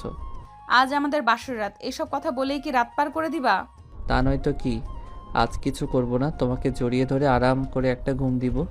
বিথি তখন বলল, তোমার হচ্ছে, দাঁড়াও। আমি বউ সেজে এতক্ষণ বসে আছি তোমার অপেক্ষায়, আর তুমি এখন ঘুমাইবা না? ঘুমানোর জন্মের স্বাদ তোমাকে মিটিয়ে দিচ্ছি। তাড়াতাড়ি আমার কাছে আসো, আমাকে আদর করো। কিভাবে আদর করব তোমাকে? কেন তুমি জানো না? এর আগে কখনো আদর করনি? কথাটা শুনে আরিয়ান বিথিকে জড়িয়ে ধরে বিছানায় নিয়ে গেল। তারপর তার শরীর থেকে কাপড়টা খুলে বিছানার সাইডে রেখে দিল। লাইটটা অফ করে দিয়ে ঝাঁপিয়ে পড়লো, আটকালো না। তবে এর মধ্য থেকে অনেকবার জিজ্ঞেস করেছিল, তোমার কষ্ট হচ্ছে? কষ্ট হলে আমাকে বলতে পারো। কিন্তু বিথি বলল, না, আমার কষ্ট হচ্ছে না, তুমি তোমার সবটা দিয়ে আমাকে আদর করো। সারা রাতে এভাবে কাটার পর সকালে ঘুম থেকে উঠে বিথি বলল, আরিয়ান ওঠো, ফ্রেশ হবা না? অনেক বেলা হয়েছে। দেখো, সারাটা রাত অনেক কষ্ট করেছি, একটু ঘুমাইনি। এখন আমাকে ঘুমাতে দাও। যাও, তুমি ফ্রেশ হও। ইস, সারা রাত তুমি কি কষ্ট করলা শুনি? কতটা কষ্ট যে আমার হয়েছে এটা আমি বুঝছি। তোমার তো কিচ্ছু হয়নি, তুমি শুধু মজা নিয়েছো। লজ্জা নেই তোমার? না মুখে কিছু আটকায় না? ওঠো এখন। যাও, তুমি আগে ফ্রেশ হও, আমি আইতেছি। আমি যে কখন উঠছি তুমি জানো? উঠে ফ্রেশ হয়েছি, চোখ খুলে দেখো আমি শাড়ি পরেছি। বিথি এই কথা বলার সাথে সাথেই আরিয়ান চোখ খুলে বিথির দিকে তাকালো। বেশ সুন্দর করে একটা শাড়ি পরেছে। ভেজা চুলে বিথিকে দেখতে একজন পরীর মতো লাগছে। আরিয়ান অপরূপ দৃষ্টিতে বিথির দিকে তাকিয়ে আছে। কেন আরিয়ান বিথির কথার উত্তর না দিয়ে হাত ধরে টান দিয়ে তার পাশে বসলো, জড়িয়ে ধরে তার কপালে আলতো করে একটা চুমু দিল। তখন বিথি বলল, ইস, তোমার শরীর এখনো অপবিত্র। চলো তোমাকে মাখিয়ে দিই। এখন না, মাত্র গোসল করেছি না। তো কি হয়েছে, আবার দুজন একসাথে গোসল করব? এত গোসল করলে আমি অসুস্থ হয়ে পড়বো। তুমি কি চাও তোমার বউটা অসুস্থ হয়ে পড়ুক? মোটেও চাই না আমার বউ অসুস্থ হয়ে পড়ুক। এখন ওঠো আর যাও গোসল করে আসো। আচ্ছা তুমি নিচে যাও, সবার সাথে খেতে বসো, ফ্রেশ হয়ে এখনই আসতেছি। আরিয়ান ফ্রেশ হয়ে নিচে সবার সাথে বসে খাওয়া শেষ করলো। অনেকদিন পর সবাই একসাথে খাবার টেবিলে হাসাহাসি করে খাওয়া দাওয়া শেষ করে আরিয়ান বলল, আমি একটু বাইরে গেলাম, অনেক দিন বন্ধু বান্ধবের সাথে বসে আড্ডা দেওয়া হয় না। এই বলে আরিয়ান বাড়ি থেকে বের হয়ে গেল। বের হওয়ার অনেকক্ষণ পর বিথি আরিয়ানকে ফোন দিয়ে বলল, হ্যালো, হ্যালো বলো। কই আছো? এই তো বাজারে সবার সাথে বসে আড্ডা দিচ্ছি। কেন, কিছু হয়েছে? বাড়িতে আসবা কখন? এই তো আর একটু পরে চলে আসবো। কেন, কিছু বলবা নাকি? বলো। হ্যাঁ, ওই কিছু কেনাকাটা করা লাগতো। কি লাগবে বলো, এমনি আসতেছি। আসার সময় চায়ের জন্য দুধ নিয়ে এসো, দুধ শেষ। দুধ কিনে নিয়ে আসার কি দরকার, তুমি আছো না? তরকারি লবণও শেষ তরকারিতে, তাই কি দিব? লোকগিরির ভেতরে আছো, তাও আবার ফাজলামি করো না। আমার বউয়ের সাথে আমি ফাজলামো করবো, তাতে লোকজনের কি? হইছে, এখন বেশি কথা না বলে যেটা বললাম সেটা করো। শোনো, আজ বাড়িতে আমার একটা ফ্রেন্ড যাবে, রান্না বান্না একটু আগে থেকে গুছিয়ে রেখো। আচ্ছা, কোনো সমস্যা নেই, মনে করে আসার সময় দুধ নিয়ে এসো কিন্তু। ওকে। দুজনেই কথা বলা শেষ করলো। এদিকে বিথি আরিয়ানের বন্ধুর জন্য কিছু খাবার দাবারের আয়োজন করলো। একটু পর আরিয়ান তার বন্ধুকে নিয়ে বাড়িতে আসলো, চা নাস্তা খাইয়ে দিল। বিথি বসার রুমেই ওরা তিনজনে বসে আড্ডা দিচ্ছিল। বিথি আরিয়ানের বন্ধু বিথিকে বলল, তা ভাবি, আপনার এত বড় কোম্পানি বিক্রি করে দিয়ে এভাবে সংসারে মনোযোগ দেন যে?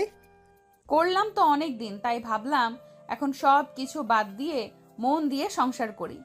তো মিষ্টি খাওয়াবেন কবে? মিষ্টি মানে বুঝলাম না। অনেক দিন তো হলো আপনাদের বিয়ের, বেবি নেবেন না? অনেক দিন হইল, আর কোথায় তোমার বন্ধুকে তো সেইভাবে কাছেই পাইলাম না। কাছে পাইলে না মানে, এখনো তো কাছেই আছি। বেবি নেওয়ার জন্য আবার কত কাছে থাকতে হয়। ঠিকই তো বলেছে ভাবি। আরিয়ান কি আপনাকে বাবু দেওয়ার কাজ করতেছে না? কাজ করতেছে না মানে, কাজ একটু বেশি করতেছে। তাই নাকি? তাহলে এতদিন হয়ে যাওয়ার কথা। না, একটু পরেই ব্যবস্থা নেব। আগে আমরা তো একটু সময় কাটাই। সময় তো অনেক কাটানো হলো, এখন সদস্য কথাটা মাথায় রাখলাম। ভাবি, আপনার বয়স কত? চলতেছে কেন? কি বলেন, 25 চলে? কি বলে এসব? 25 চলে তোমার বয়স? কি ব্যাপার, তোমরা দুজনেই আমার বয়স শুনে এত অবাক হলে কিসের জন্য? আপনি কি জানেন আরিয়ানের বয়স কত? না তো, শোনাই তো হয়নি। ও তো আপনাদের কোম্পানিতে কাজ করত। আপনাদের কোম্পানিতে কাজ করতে হলে বয়স বুঝি কোনো ম্যাটার না? অবশ্যই ম্যাটার করবে না কেন, কিন্তু ওই সময় আমি অফিসের দায়িত্বে ছিলাম না, তাই ওভাবে কাগজপাতি আর ঘাটাঘাটি করিনি, তাই জানা হয়নি। তার মানে তো তুমি শুধু আমার অফিসের বস নও, তুমি আমার সিনিয়র আপু। সিনিয়র আরিয়ান, কি বলো এসব? কারণ আমার বয়স 23 চলতেছে। কি? অবাক হওয়ার কিছু নেই, এটাই সত্যি। তাইলে তো জোর খাটানোর আরেকটা জায়গা বের হলো। মানে বুঝলাম না। মানে হলো তুমি এখন বয়সে আমার থেকে অনেক অনেক ছোট, তার মানে আমি যা বলবো তাই হবে। তুমি যা বলবা তাই হবে, এটার জন্য আবার বয়স ছোট হওয়ার কি আছে? না, তারপরেও থাকে না একটা জোরই আলাদা। বুঝলাম, বেশি জোর খাটাতে যেও না, তাইলে কিন্তু ভালো হবে না। আচ্ছা, অনেক কথা বললাম তো। তুই ঢাকা যাচ্ছিস কবে? যাব 2-1 মধ্যেই। এখন গেলে আবার কতদিন পরে আসবি? এখন গেলে ওই কিছুদিন পরপরই আসতে হবে। কেন, বন্ধু বউ রেখে কি ঘুম ধরবে না? অবশ্যই, তাই বউ রেখে কি কারোর ঘুম ধরে নাকি? তাহলে বউকে নিয়ে গেলেই তো পারো। না, ও থাক মা বাবার সঙ্গে। এই বলে আরিয়ানের বন্ধু উঠে চলে গেল। আরিয়ানও তাকে বলল আবার এসে ঘুরে যাওয়ার জন্য। তারপর আরিয়ান আর বিথি দুজনের রুমে শুয়েছিল। হঠাৎ করে আরিয়ানদের গেটের কলিং বেল বেজে উঠল। বিথি তাড়াহুড়ো করে দরজা খুলল। একটা মহিলা তাকে দেখে চিনতে পারলো না, বলল রুমের ভিতর আসেন। বিথি তখন তার শাশুড়িকে ডাক দিল। তার শাশুড়ি এসে দেখলো তার বোন এসেছে। সে বিথিকে বলল। এটা আমার বোন বিথি। তখন তার খালা শাশুড়িকে সালাম দিল। তখন খালা শাশুড়ি বলল, এটা নতুন বৌমা নাকি? এটা কে? সেই প্রথম বউ নাকি? আরিয়ানকে আবার বিয়ে করাইছিস? আরে না না, আবার বিয়ে করাবো কেন? এটাই আমার আগের বৌমা। ও আরিয়ান বাবা, তাহলে এতদিন পর বাড়িতে এসে আবার সেই বউকেই নিল? কি বলিস তুই এসব? বৌমার সামনে নিবে না কেন? না, বিয়ের পর তো আরিয়ানকে খুব অবহেলা অপমান করেছে শুনেছি, তাই এখন আবার আরিয়ানের সঙ্গে সংসার করতেছে যে। ও আপা, তুই এসব কথা এখন বাদ দে তো, মাত্র আসলি। চল রুমে চল, ফ্রেশ হয়ে পরে এসব কথা হবে। হ্যাঁ মা, আপনি যান, ফ্রেশ হয়ে আসেন, আমি আপনাকে খাবার দিতেছি। না, তোমাকে খাবার দিতে হবে না, আমার বোন তো এখনো বেঁচে আছে নাকি? মার তো বয়স হয়েছে, সে তো এখন ওরকম ভাবে কাজ কাম করতে পারবে না। ও সেরকম ভাবে কাজ কাম করতে পারে না বলেই এই সুযোগে তুমি সংসারটা হাতিয়ে নিবে? না না মা, এ কি বলেন? সংসার? অবশ্যই এটা আমার বোনের সংসার, আর সারা জীবন তারই থাকবে। কি যে বলিস না তুই, সারা জীবন কি আমি বেঁচে থাকবো? বেঁচে থাকবি না মানে বেঁচে থাকতেই হবে। তা হয়েছে, এখন চাও তোমার খালা শাশুড়ির জন্য একটু শরবত নিয়ে আসো। আচ্ছা মা, আপনি খালাকে নিয়ে রুমে যান, আমি ঠান্ডা শরবত নিয়ে আসতেছি। আচ্ছা যাও, একটু তাড়াতাড়ি করো। বিথি ঠান্ডা শরবত বানিয়ে তার খালা শাশুড়িকে দিয়ে তার রুমে গেল। মনটা ভার করে বিছানায় বসলো। বিথি মন বার দেখে আরিয়ান বলল। তখন আরিয়ান বলল, কি ব্যাপার, কি হয়েছে? মন ভার কেন? তোমার খালা এসেছে, এসে উনি আমাকে অনেকগুলো কড়া কথা শুনিয়ে দিল।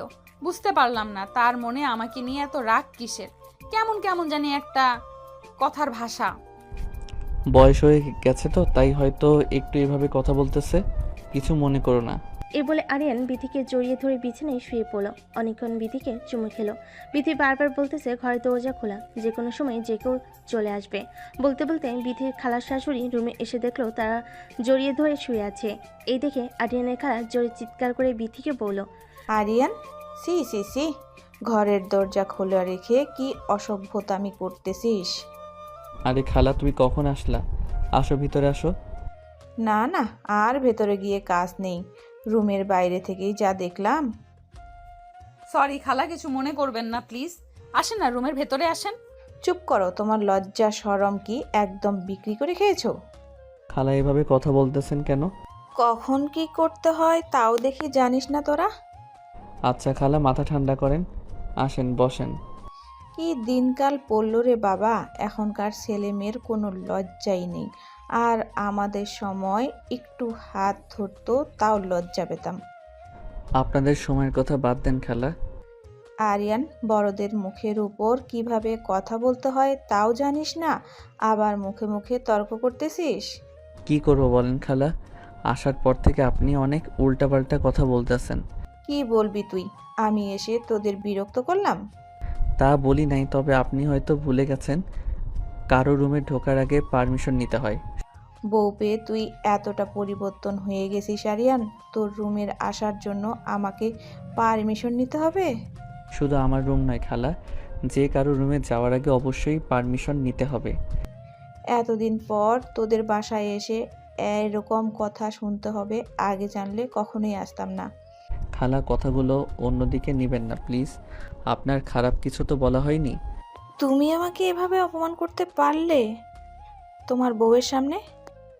নব দম্পতির ঘরে ঢোকার আগে অবশ্যই আপনাকে পারমিশন নিতে হবে। ও ফারিয়ান, চুপ করো তো প্লিজ। এভাবে খালার মুখে মুখে কেন কথা বলতেছো? এই মেয়ে, তুমি চুপ করো। তুমি আমাদের কথার মধ্যে কেন কথা বলতেছো? সব কিছু হয়েছে তোমার জন্য। আপনার কথার মানে বুঝলাম না খালা। আসার পর থেকে দেখছি আপনি আমাকে সহ্য করতে পারতেছেন না। কিভাবে সহ্য করব? যে মেয়ে বিয়ের পর স্বামীকে অপমান করে তার ফ্যামিলির কাছ থেকে দূরে রাখে, আর সেই এখন সেই টাকার মানুষ হয়ে গেছে, অমনি আবার তার গলায় ঝুলে পড়েছে সেই মেয়েকে আমি কিভাবে সহ্য করতে পারি? খালা প্লিজ চুপ করেন, আপনি কিন্তু এখন বেশি বেশি বলতেছেন। আরিয়ানের রুমে এমন কথাবার্তা শুনে আরিয়ানের মা রুমে আসলো। এসে সব কিছু শোনার পরে তার বোনকে বলল, কি ব্যাপার, তুই বিথিকে সহ্য করতে পারতেছিস না যে? আর ওদের রুমে আসার আগে তুই নক করে আসলি না? ওদের সবেমাত্র বিয়ে হয়েছে, ওদের মধ্যে একটু এমন কিছু হতেই পারে। আরিয়ানের খালা তখন বলল, আমার তো জানা ছিল না। আর তুই তোর ছেলের বউকে নিয়ে এত আদিক্ষেতা করছিস কিসের জন্য?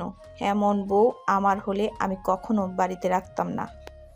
আরিয়ানের মাও এই কথা শুনে বলল, বুবু, ভুল মাত্র মানুষেরই হয়। একটা ভুলের কারণ ধরে এভাবে কোনো মানুষকে শাস্তি দেওয়া উচিত নয়। তুই মাথা ঠান্ডা কর আর চল, বাইরে চল। বলে আরিয়ানের মা আরিয়ানের খালাকে বাইরে নিয়ে গেল। বিতি তখন আরিয়ানকে বলল, আরিয়ান, এইভাবে তুমি খালার সাথে কেন কথা বললা? এইভাবে তোমার কথা বলা উচিত হয়নি। খালা তোমাকে যে কতগুলো কথা শোনালো তাতে তোমার কিছু মনে হচ্ছে না? কি মনে হবে? একটু আগে তুমি না বললা খালা বয়স্ক মানুষ, তার কথাই কিছু মনে না করতে? তার মানে এত কিছু বলবে? আমি তো জানতাম না খালা এত খারাপভাবে তোমার সাথে কথা বলবে। আচ্ছা বাবা, হইছে, তোমারই তো খালা, এত রাগ করার কি আছে? খালার হইয়া আমি সরি বলতেছি, তোমাকে সরি কিছু মনে করো না। দূর পাগল, কি মনে করব? I love you. I love you too. এখন থাকো, আমাকে রান্না করতে হবে। খালা অনেকদিন পরে আসলো। আগে আমার কাছে একটু বসো তারপরে যাবা। আরে না, আগে আমাকে যাইতে হবে, থাকো। তাইলে আগে আমাকে একটা চুমু দিয়ে যাও। ইস, শখ কত! চুমু দাও, নইলে কিন্তু যেতে দেব না কোথাও। রুমের দরজা কিন্তু খোলা, এটা ভুলে যেও না। ইস, কিছু হবে না, দাও তো। কিচ্ছু হবে না বলে তো তখনও জড়িয়ে ধরছিলা, দেখলে তো কি হলো। এখন আর এমন কিছু হবে না, একটা চুম্বন তো এমন করতেছো কেন? আচ্ছা, চুমুটা এখন তোলা থাকলো, রাতে দিব। রাতে তো অবশ্যই দিবা, বাট এখনকারটা এখন দাও। কি ছেলে মানুষে শুরু করলা বলো তো? যত কথা বাড়াইবা তত কিন্তু তোমারই লেট হবে। সত্যি তোমার সাথে পারা বড্ড কঠিন। আরিয়ানকে জড়িয়ে ধরে বিথে একটা চুমু দিয়ে লজ্জা পেয়ে সে দৌড়ে রান্নাঘরে চলে গেল। রান্না করতে আরিয়ান বিথের পিছনে পিছনে রান্নাঘরের দিকে গিয়ে দেখলো বাড়ির ভিতরে কোনো সার শব্দ নেই, যেন একটা মানুষও নেই হয়েছে। তেমনটাই আরিয়ানের বাবা বাইরে গেছে। আরিয়ানের মা তার খালাকে নিয়ে বাইরের বাগানটাতে ঘুরতে গেছে। বাড়ি একদম ফাঁকা। আরিয়ান রান্নাঘরে গেল, গিয়ে দেখলো বিথি রান্না করতেছে। পিছন থেকে এগিয়ে এসে বিথিকে জড়িয়ে ধরলো। ভয় পেয়ে বিথি চিৎকার করে কেনা কে ভেবে ঘুরে উঠে ঠাস করে একটা চর মেরে দিল। চর মারার পর দেখলো ওটা আরিয়ান ছিল। দ্বিতীয়বার অবাক হয়ে গেল। অবাকে আরিয়ানকে বলল, আরে আরিয়ান, তুমি? হ্যাঁ আমি। তুমি কি ভেবেছিলে দিনের উপরে বাড়িতে চোর ঢুকেছে? তা নয়, কিন্তু তুমি তো মাত্রই রুমে ছিলা। রুমে ছিলাম তো কি হয়েছে? শোনো, আমার কি পা নেই? আমি কি হেঁটে আসতে পারি না? পা আছে বুঝলাম, কিন্তু এইভাবে চোরের মতো লুকিয়ে লুকিয়ে রান্নাঘরে ঢোকার কি আছে? তাই বলে তুমি আমাকে এইভাবে চর দিবা? সরি, আমি বুঝতে পারিনি। মেয়ে মানুষের হাতের চর এত জোরে হয় কিভাবে? ব্যথায় আমার সারা শরীর কাঁপতেছে। আমি ভাবলাম কে না কে, তাই একটু জোরে চর মেরেছি। তোমার সাথে কোনো কথা নেই, যাও একটু রোম্যান্স করবো, এর উপায় নেই। আচ্ছা বাবা, হয়েছে তো, বুঝতে পারি নাই। নেক্সট টাইম আর এমন হবে না। নেক্সট টাইম তোমার এমন হবে না? আবার কি? আমি তো এমন করবো না। মানে কি, একটা চর মেরেছি বলে কি তুমি কখনো আর আমার সাথে রোম্যান্স করবা না? জি হ্যাঁ, তোমার সাথে রোম্যান্স করতে চাই। পরে আবার দেখা গেল কখন না জানি আমার মাথা ফাটিয়ে দিলা। না, মাথা ফাটাবো না, আমি এত ডাকাত না। সেটা দেখতেই পারলাম। তুমি কি? আরিয়ান বাচ্চাদের মতো করে কান্না করতে শুরু করলো। বিথি বারবার সরি বলল, কিন্তু আরিয়ান কিছু শুনলো না। একটু রাগ দেখে রুমে চলে গেল। বিথিও রান্নাবান্না বাদ দিয়ে পিছনে পিছনে রুমে চলে গেল। রুমে চলে যাবার পর অনেক করে বুঝিয়ে বলল, আমি বুঝতে পারি নাই, ভুল হয়ে গেছে। কোনো কথা শুনলো না। সে বিথির সাথে কথাই বললো না। বিথি যেদিকে যায় আরিয়ান বিথির দিক থেকে মুখ ঘুরিয়ে নেয়। রাগ ভাঙাবে কিভাবে এটা বুঝতে না পেরে বিথি আরিয়ানকে বুকে জড়িয়ে ধরে বাচ্চাদের মতো করে মাথায় হাত বোলাতে বোলাতে বলে, আমার ভুল হয়ে গেছে, আমি বুঝতে পারি নাই। নেক্সট টাইম থেকে আর কখনো এমন হবে না। আরিয়ান তখন হেসে উঠল। মনে থাকে যেন নেক্সট টাইম এমন কখনো করবা না। এ বলে আরিয়ান বিথিকে আরো শক্ত করে জড়িয়ে ধরল। বিথি তখন আরিয়ানের হাত সরিয়ে দিয়ে বলল, আচ্ছা হয়েছে, এখন ছাড়ো। কেন ছাড়বো কেন? আমার এখনো ব্যথা কমে নাই। ব্যথা কমে নাই যেহেতু, তাহলে মলম দিতে হবে। মলম দিতে হবে না, তুমি জড়িয়ে ধরে থাকো, তাইলে ঠিক হয়ে যাবে। আচ্ছা, এই কথা এখন বুঝলাম, সবই তোমার ধান্দা ছিল তাই না? ও নিজেই আমাকে মারলা, আবার নিজেই এখন ধান্দা বলতেছো? তা নয় তো কি শুনি। তুমি পেছনে পেছনে কেন রান্নাঘরে গেছো? কেন? আবার আমার বউটা একা একা রান্না করবে, তাই তো আমি একটু হেল্প করতে গেলাম। যে আপনাকে হেল্প করতে পারবে না, আপনি রুমে গিয়ে রেস্ট করেন। এমনিতেই আমাকে মেরেছো, তারপর আবার আমাকে রুমে একা একা রেখে চলে যাচ্ছ। আমি তোমার বড়, তুমি আমার জুনিয়র, তো একটু একটু বড় আপুদের হাতের চর খেতেই হয়। তাই না? বড় আপুদের চর খেতে হয়। তখন আরিয়ান বিথিকে জড়িয়ে ধরে বিথির ঠোঁট তার ঠোঁটের ভিতর নিল। বিথির চোখ বন্ধ করে থাকলো। আরিয়ান ললিপপের মতো করে বিথির ঠোঁট চুষে চুষে খাচ্ছিল। বিথির শরীরে যেন তখন কোনো শক্তি কাজ করতেছিল না। সে কিছু না বলে চুপ করে দাঁড়িয়ে রইল। বিথি কিছু বলছে না বলে আরিয়ান অনেকক্ষণ বিথির ঠোঁট তার দখলে রাখলো। একটু সময় পর আরিয়ান হাত দিয়ে বিথির কাপড় খুলতে লাগলো। তখন বিথি আরিয়ানের হাত সরিয়ে দিয়ে লজ্জা পেয়ে দূরে গিয়ে দাঁড়ালো।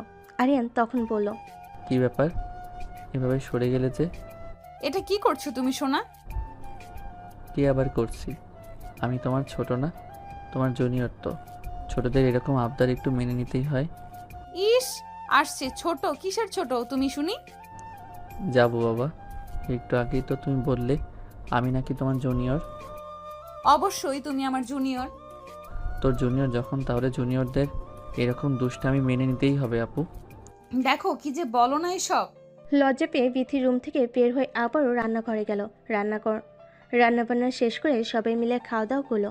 খাবার টেবিলে বিথির খালা শাশুড়ি বিথিকে বলল, অনেক দিন তো হলো তোমাদের বিয়ে, এখন কি বাচ্চা কাচ্চা নেবে না? যে খালা আমাকে বলছেন? হ্যাঁ, তোমাকেই বলছি, তুমি ছাড়া এখানে আর কে আছে বাচ্চা কাচ্চা নেওয়ার মতো? ইনশাল্লাহ খালা, আল্লাহ যখন দিবে তখনই তো হবে। আল্লাহ তো দিবেই, তাই বলে কি তোমরা চেষ্টা করবে না? আপনার কথা মাথায় রাখলাম খালা। সুখবরটা তাড়াতাড়ি দিও, বাড়ির মঙ্গল হবে। বাচ্চা হওয়ার সাথে আবার বাড়ির মঙ্গলের কি আছে? অবশ্যই মঙ্গলের ব্যাপার আছে, যে বাড়িতে বাচ্চা কাচ্চা নেই সে বাড়িতে কখনো মঙ্গল নেই।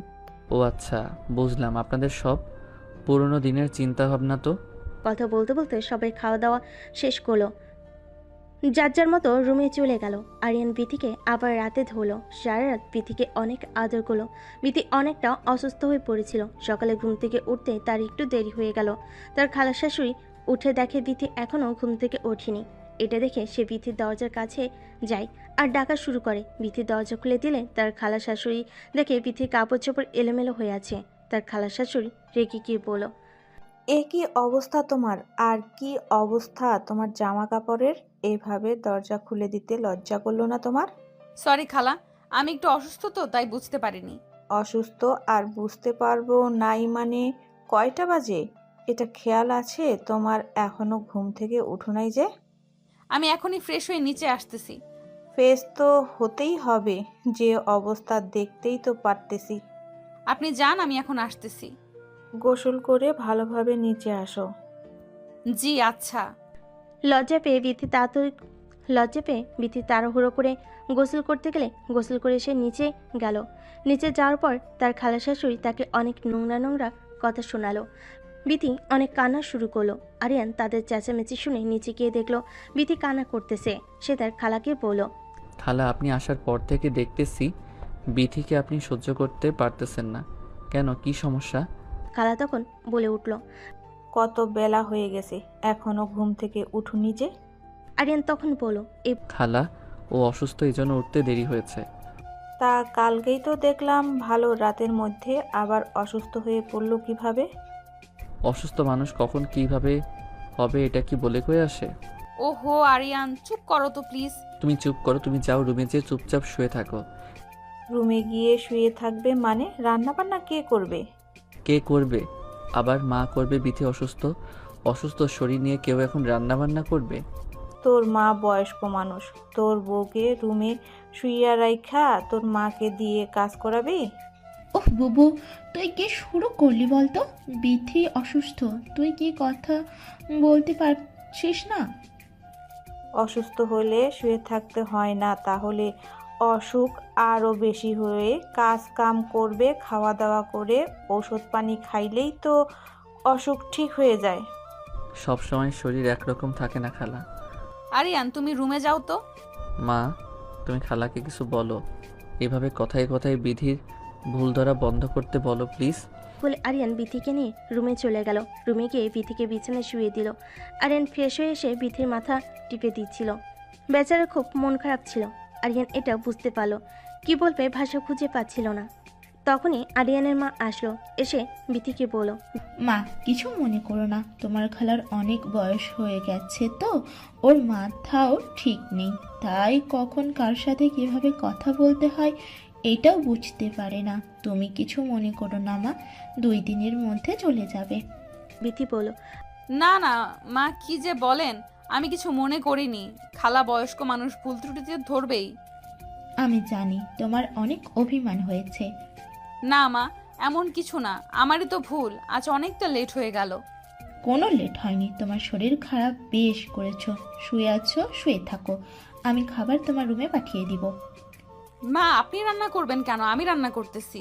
চুপচাপ শুয়ে থাকো, বেশি পাকনা পাকনা কথা বলো না। আমি কি রান্না বান্না করতে পারি না, নাকি আমি রান্না করতে পারি? আমি কখন থেকে তাকে এই কথাটাই বোঝানোর চেষ্টা করতেছি, কিন্তু তোমার বৌমা তো জেদি, কিছু বুঝতেছে না। বুঝবে না মানে?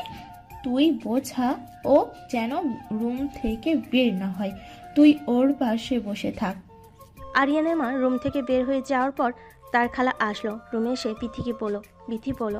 আরিয়ানের খালা রুম থেকে বের হয়ে যাওয়ার পর আরিয়ান বিথিকে বলল, কাল ভেবে নিতে বললাম, তোমার কি আজকেই বাচ্চা কাচ্চা হয়ে গেল নাকি শরীর খারাপ করতেছে? জানি না খালা, বুঝতে পারতেছি না, কেমন জানি একটা লাগতেছে। শোনো, আমার কথায় কিছু মনে করো না। না না খালা, কিছু মনে করিনি, ভুল তো আমারই হয়েছে। ডাক্তার নিয়ে এসে পরীক্ষা নিরীক্ষা করো, দেখো বাচ্চা কাচ্চা হলো নাকি। জি আচ্ছা। খবরটা তাহলে শুনে যেতে পারবো? আচ্ছা খালা, খুব শীঘ্রই আপনাকে সুখবর দিবনি। বিথি লজ্জা পেয়ে কিছু না বলে বালিশে মুখ চেপে ধরলো। আরিয়ান দরজা লাগিয়ে দিয়ে জড়িয়ে ধরলো। বিথি বলল, বাচ্চা বাচ্চা নিতেই হবে, সবাই পাগল হয়ে গেছে বুঝছো, একটা ব্যবস্থা নিতে হবে আমাদের। আরে আরে কি করো? শুনলে না খালা কি বলল? তাই বলে তুমি এখন এসব করবা নাকি? হ্যাঁ, কারণ খালা 2-1 দিনের মধ্যে বাসায় চলে যাবে। তুই শুনলা না খালা সুখবর শুনে যেতে চাই। এই যাও, আমি অসুস্থ, এটা ভুলে গেছো নাকি? ব্যথা দিব না, আস্তে আস্তে আদর করব। একদমই না, আমি তোমাকে বিশ্বাস করতেছি না। রাতেও এই সেম কথা বলে অনেক ব্যথা দিয়েছো। বেশি চিল্লা পিল্লা করলে, বেশি নড়াচড়া করলে তো ব্যথা লাগবেই। তোমাদের আবার কিসের ব্যথা, কত কষ্ট যে আমাদের হয় এটা আমরা বুঝি। ইস, কি কথা, তোমাদের কি ব্যথা হয় না শুনি? আমাদেরই তো ব্যথা, তোমরা তো শুধু শুয়ে থাকো আর যত কষ্ট আমাদের করতে হয়। লজ্জাহীন ছেলে, যাও দরজা খুলে দিয়ে আসো। আচ্ছা, শুয়ে একটু রেস্ট করো, রাতে ব্যবস্থা করতেছি। একদমই বাড়াবাড়ি করলে তোমাকে বাইরে রেখে দরজা লাগিয়ে রাতে ঘুম পারবো। তারা রুমের ভিতর অনেকক্ষণ হাসাহাসি করে মজা করলো। আরিয়ানের মা রান্না করে বিথিকে রুমে খাইয়ে দিতে গেলে বিথি খাবার খাচ্ছিল আর আরিয়ানকে বলতেছিল, সত্যি তোমার মা অনেক ভালো মনের মানুষ, আমাকে একদম মেয়ের মতো করে ভালোবাসে, কত যত্ন করে। আমি বলো। আরিয়ান বিথির কথা শুনতেছিল আর থেকে থেকে খাবার খাইয়ে দিচ্ছিল। খাওয়া শেষ করে আরিয়ান বিথিকে ওষুধ খাইয়ে দিল। আরিয়ান বলল, আজ তোমাকে নিয়ে একটু বাইরে হাঁটতে যাব, অনেক দিন হয়েছে বাইরে যাওয়া হয় না। বাইরে কই যাইবা? বাইরে আবার কোথায়, রাস্তায় যাব, তোমাকে নিয়ে একটু ঘুরবো। ভালো হবে, আমারও বাড়িতে আর ভালো লাগতেছে না। আচ্ছা, তুমি নীল রঙের শাড়িটা পরো। শাড়ি পরবো? আমি তো শাড়ি পরে বের হতে পারি না। আমি আছি না, তোমার কোনো সমস্যা হবে না। আচ্ছা, পরবো নি। বিকেল হয়ে গেল। আরিয়ান বিথিকে রেডি হতে বলে আরিয়ান রেডি হয়ে রুমে এসে দেখলো বিথি এখনো পর্যন্ত রেডি হয়নি, সে কাপড় পরতে পারতেছে না। আরিয়ান খুব যত্ন করে কাপড় পরিয়ে দিল। তারপর দুজনে মিলে বের হয়ে একটা রিক্সা নিল, কিন্তু বিথি শাড়ি পরে রিক্সাতে উঠতে পারতেছিল না। তখন আরিয়ান বিথিকে কোলে তুলে নিয়ে রিক্সাতে বসিয়ে দিল। তারপর তারা অনেক ঘোরাঘুরি করলো, অনেক কিছু খাওয়া দাওয়া করলো, অনেক সুন্দর সুন্দর ছবি উঠালো। সন্ধ্যার আগ দিয়ে তার রেস্টুরেন্টে খাওয়া দাওয়া করে বাড়ির সবার জন্য খাবার নিয়ে আসলো। বাড়িতে আসার পর অফিস থেকে আরিয়ানের কাছে ফোন আসলো। হ্যালো জাবির, বল কি অবস্থা? এই তো অবস্থা ভালো। তোমার কি অবস্থা? এই তো ব্রাদার ভালো। অনেকদিন হয়ে গেল বাড়িতে গেছো, আর আসতে ইচ্ছে করছে না নাকি? হ্যাঁ, যেতে তো হবেই। একটু কাজ কাম করলাম তো, তাই ব্যস্ত ছিলাম। ফোন দাও না, আর খোঁজ খবরও নাও না। তোমার ভাবিকে নিয়ে আজকে একটু বের হয়েছিলাম। ও ভাই, আচ্ছা, তাহলে বউকে নিয়ে তুমি আনন্দ মস্তি করতেছো, এই জন্য আর অফিসের খবর নেই? তা না, কিন্তু আমি তো দায়িত্ববান মানুষের কাছেই দায়িত্ব দিয়ে এসেছি। তা ভাইয়া, একা একাই বিয়ে শাদী করলা? আমাদের জন্য একটা মেয়েকে দেখো। আমার পছন্দের মেয়েকে কি আর তুমি বিয়ে করবে ভাই? কেন বিয়ে করব না? যা, আমরা তো পছন্দের কোনো মেয়ে নাই। আচ্ছা, বললা যখন খোঁজখবর নিয়ে জানাবো। তো ভাই, খুশির মিষ্টি খাওয়াই বা কবে? কী রে ভাই, যেখানে যাই শুধু এই একই কথা বলে, এছাড়া কি কোনো কথা নেই? এছাড়া কি কথা থাকবে? বিয়ের আগে সবাই বলে বিয়ে করবি কবে, বিয়ের পরে বলবে বাচ্চা কাচ্চা হবে কবে, বাচ্চা কাচ্চা হওয়ার পরে আবার তখন সবাই বলবে বাচ্চা কাচ্চার বিয়ে শাদী দিবা কবে। এরকমটাই তো হয়। ঠিক বলেছিস ভাই, রাস্তাঘাটে বের হওয়া যায় না। হ্যাঁ, তো লোকজন তো ঠিকই বলে অনেক দিন তো হয়ে গেল, এখন বাচ্চা কাচ্চা নিলেই তো পারো। হ্যাঁ, তাই ভাবতেছি, ওটাই করতে হবে। তো ভাবি ভালো আছে না? হ্যাঁ, আলহামদুলিল্লাহ আছে ভালো। আচ্ছা, অনেক কথা বললাম, আসল কথা বলতেই ভুলে গেছি। কি কথা বল। আরে 25 তারিখ ইন্ডিয়া থেকে আমাদের নতুন ক্লায়েন্ট আসার কথা। কি বলিস, 25 তারিখ? হ্যাঁ ভাই, 25 তারিখে নাকি ওরা এখানে আসবে। আর মাত্র 7 দিন পর? এত তাড়াতাড়ি দিন করলি যে? কিছুই করার নেই, কারণ ওদের নাকি সময় ছাড়া আর সময় হবে না। আচ্ছা, তাইলে কি আর করা যাবে, আসবো নি আমি 25 তারিখের আগেই। না, বউকে রেখে আসতে ভালো না লাগলে বউকে সঙ্গে করে নিয়ে আসো ভাই। ওকে নিয়ে যাবে না? কেন, আমরা কি কেড়ে নিব নাকি? কেড়ে নিতে চাইলে কি আমি নিতে দেব নাকি? তাহলে ভয় কিসের? এমনি রে ভাই, ও যাইতে চায় না এখানে। মা বাবা সবাই আছে, ওদের বয়স হয়ে গেছে। আচ্ছা ভাই, তাহলে সময় মতো চলে আসো, দেখা হচ্ছে। ওকে ব্রো, দেখা হচ্ছে।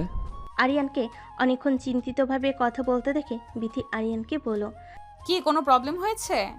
আরিয়ান মন খারাপ করে বলল। 25 তারিখে ব্যাগ যেতে হবে ইন্ডিয়া থেকে, ক্লায়েন্ট আসতেছে, মিটিং আছে। মন খারাপ করে বিথি বলল। 25 তারিখ এত তাড়াতাড়ি চলে যাইবা? আরিয়ান বলল। কি করা যাবে বল, আমার তো তাড়াতাড়ি যাওয়ার কোনো প্ল্যান ছিল না। আচ্ছা, কি করা যাবে, কাজ যেহেতু যেতে তো হবেই। মন খারাপ কইরো না, আমি খুব তাড়াতাড়ি চলে আসব। চলে আসার দরকার কি, আবার গিয়ে নিখোঁজ হয়ে যাও। এখন আর নিখোঁজের উপায় আছে নাকি? কেন, এখন আবার কি এমন পরিবর্তন হলো? আমার মিষ্টি একটা বউ রেখে কি আর দূরে থাকা যায় বলো? থাকতে তো যাচ্ছ, কতদিন থাকবে কে জানে। খুব অল্প দিন থাকবো, যত তাড়াতাড়ি সম্ভব চলে আসব। দেখবো নি কেমন তাড়াতাড়ি আসো তুমি। যাওয়ার আগে বাবুটাকে তোমার পেটের ভেতর দিয়েই যাই, কি বলো? যাও, কি বলো এসব? হ্যাঁ, ঠিকই তো বলেছি, যেন পরের বার আসলে আমার বাবুর স্পর্শ পাইতে পারি। কেন গো, আপনি কি বাবু হওয়ার পরে আসবেন? বাবু হওয়ার পরে আসবো না, তবে আস্তে আস্তে তোমার পেটের ভেতর বাবু একটা বড় হয়ে যাবে। তোমার পেটে হাত দিলে আমার বাবুর স্পর্শ পাবো। আচ্ছা হয়েছে, এখন যাও। প্রয়োজনীয় জিনিসগুলো বোঝাতে হবে, নইলে বের হওয়ার সময় তাড়াহুড়ো করে অনেক জিনিস রেখে যেতে পারি। আরিয়ান বাইরে গিয়ে তার বাবা মাকে ডেকে বলল তার 25 তারিখে যাইতে হবে। এইদিকে বিথি তো প্রচুর মন খারাপ, সবসময় মন ভার করে নিয়ে থাকে। আরিয়ান চলে যাবে বলে আরিয়ানের মনটাও খারাপ। এত তাড়াতাড়ি যাওয়ার কোনো ইচ্ছে ছিল না, তবুও যাইতে হবে অফিসে বলে কথা। দেখতে দেখতে 23 তারিখ। আজ বিথির সকালে ঘুম থেকে উঠতে কান্না শুরু করে দিল। আরিয়ান চোখ খুলে দেখলো বিথি কান্না করতেছে। আরিয়ান ভয় পেয়ে তাড়াহুড়ো করে উঠে বসলো আর বিথিকে বলল। কি হয়েছে, কি ব্যাপার? সকাল সকাল ঘুম থেকে উঠে তুমি কান্না করতেছো কেন? আজ 23 তারিখ। আজ 23 তারিখ, তো কি হয়েছে? কি হয়েছে মানে? কাল 23 তারিখ, কাল সকালেই তো তুমি চলে যাইবা। পাগলি, এটা ভেবে কান্না করার কি আছে? বললাম না খুব তাড়াতাড়ি চলে আসবো। যতই বলো তবুও এই কয়েকটা দিন তোমাকে ছাড়া কিভাবে থাকবো বুঝতে পারতেছি না। যখন 2টা বছর ছিলাম না তখন কিভাবে ছিলা?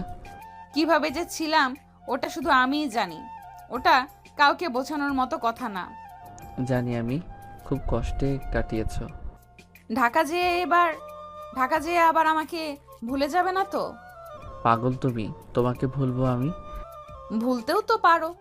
আমি মরে যাব তাও তোমাকে ভুলবো না। চুপ, কি সব কথাবার্তা বলো তুমি? তাহলে তুমি কান্নাকাটি করা বাদ দাও। ঘুম থেকে উঠে খাওয়া দাওয়া করে আরিয়ান তার প্রয়োজনীয় সমস্ত জিনিসপত্র গোছাতে লাগলো। বিতিও সঙ্গে হেল্প করতেছিল। দুপুরে গোসল করার আগে আরিয়ান বিতিকে কোলে করে বিছানায় নিয়ে গেল। একটানে বিথির কাপড় খুলে দিল। বিথি চোখ বন্ধ করে রইল। আরিয়ান আস্তে আস্তে বিথির ব্লাউজের বোতাম খুলতে লাগলো। তারপর সারা শরীর থেকে জামা কাপড় খুলে ফেলে দিল। একইভাবে আরিয়ানও তার শরীরের জামা কাপড় সরিয়ে ফেলে নিজেদের মধ্যে আর কোনো কিছু দূরত্ব রাখলো না।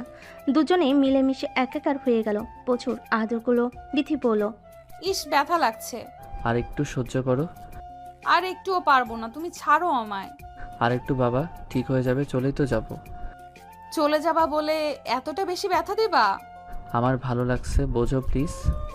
ঠিক আছে, এখন যত ইচ্ছা হয় তত করে নাও রাতে, কিন্তু খবরদার আমার শরীরে টাচ করবে না। আচ্ছা, রাতেরটা রাতে দেখা যাবে।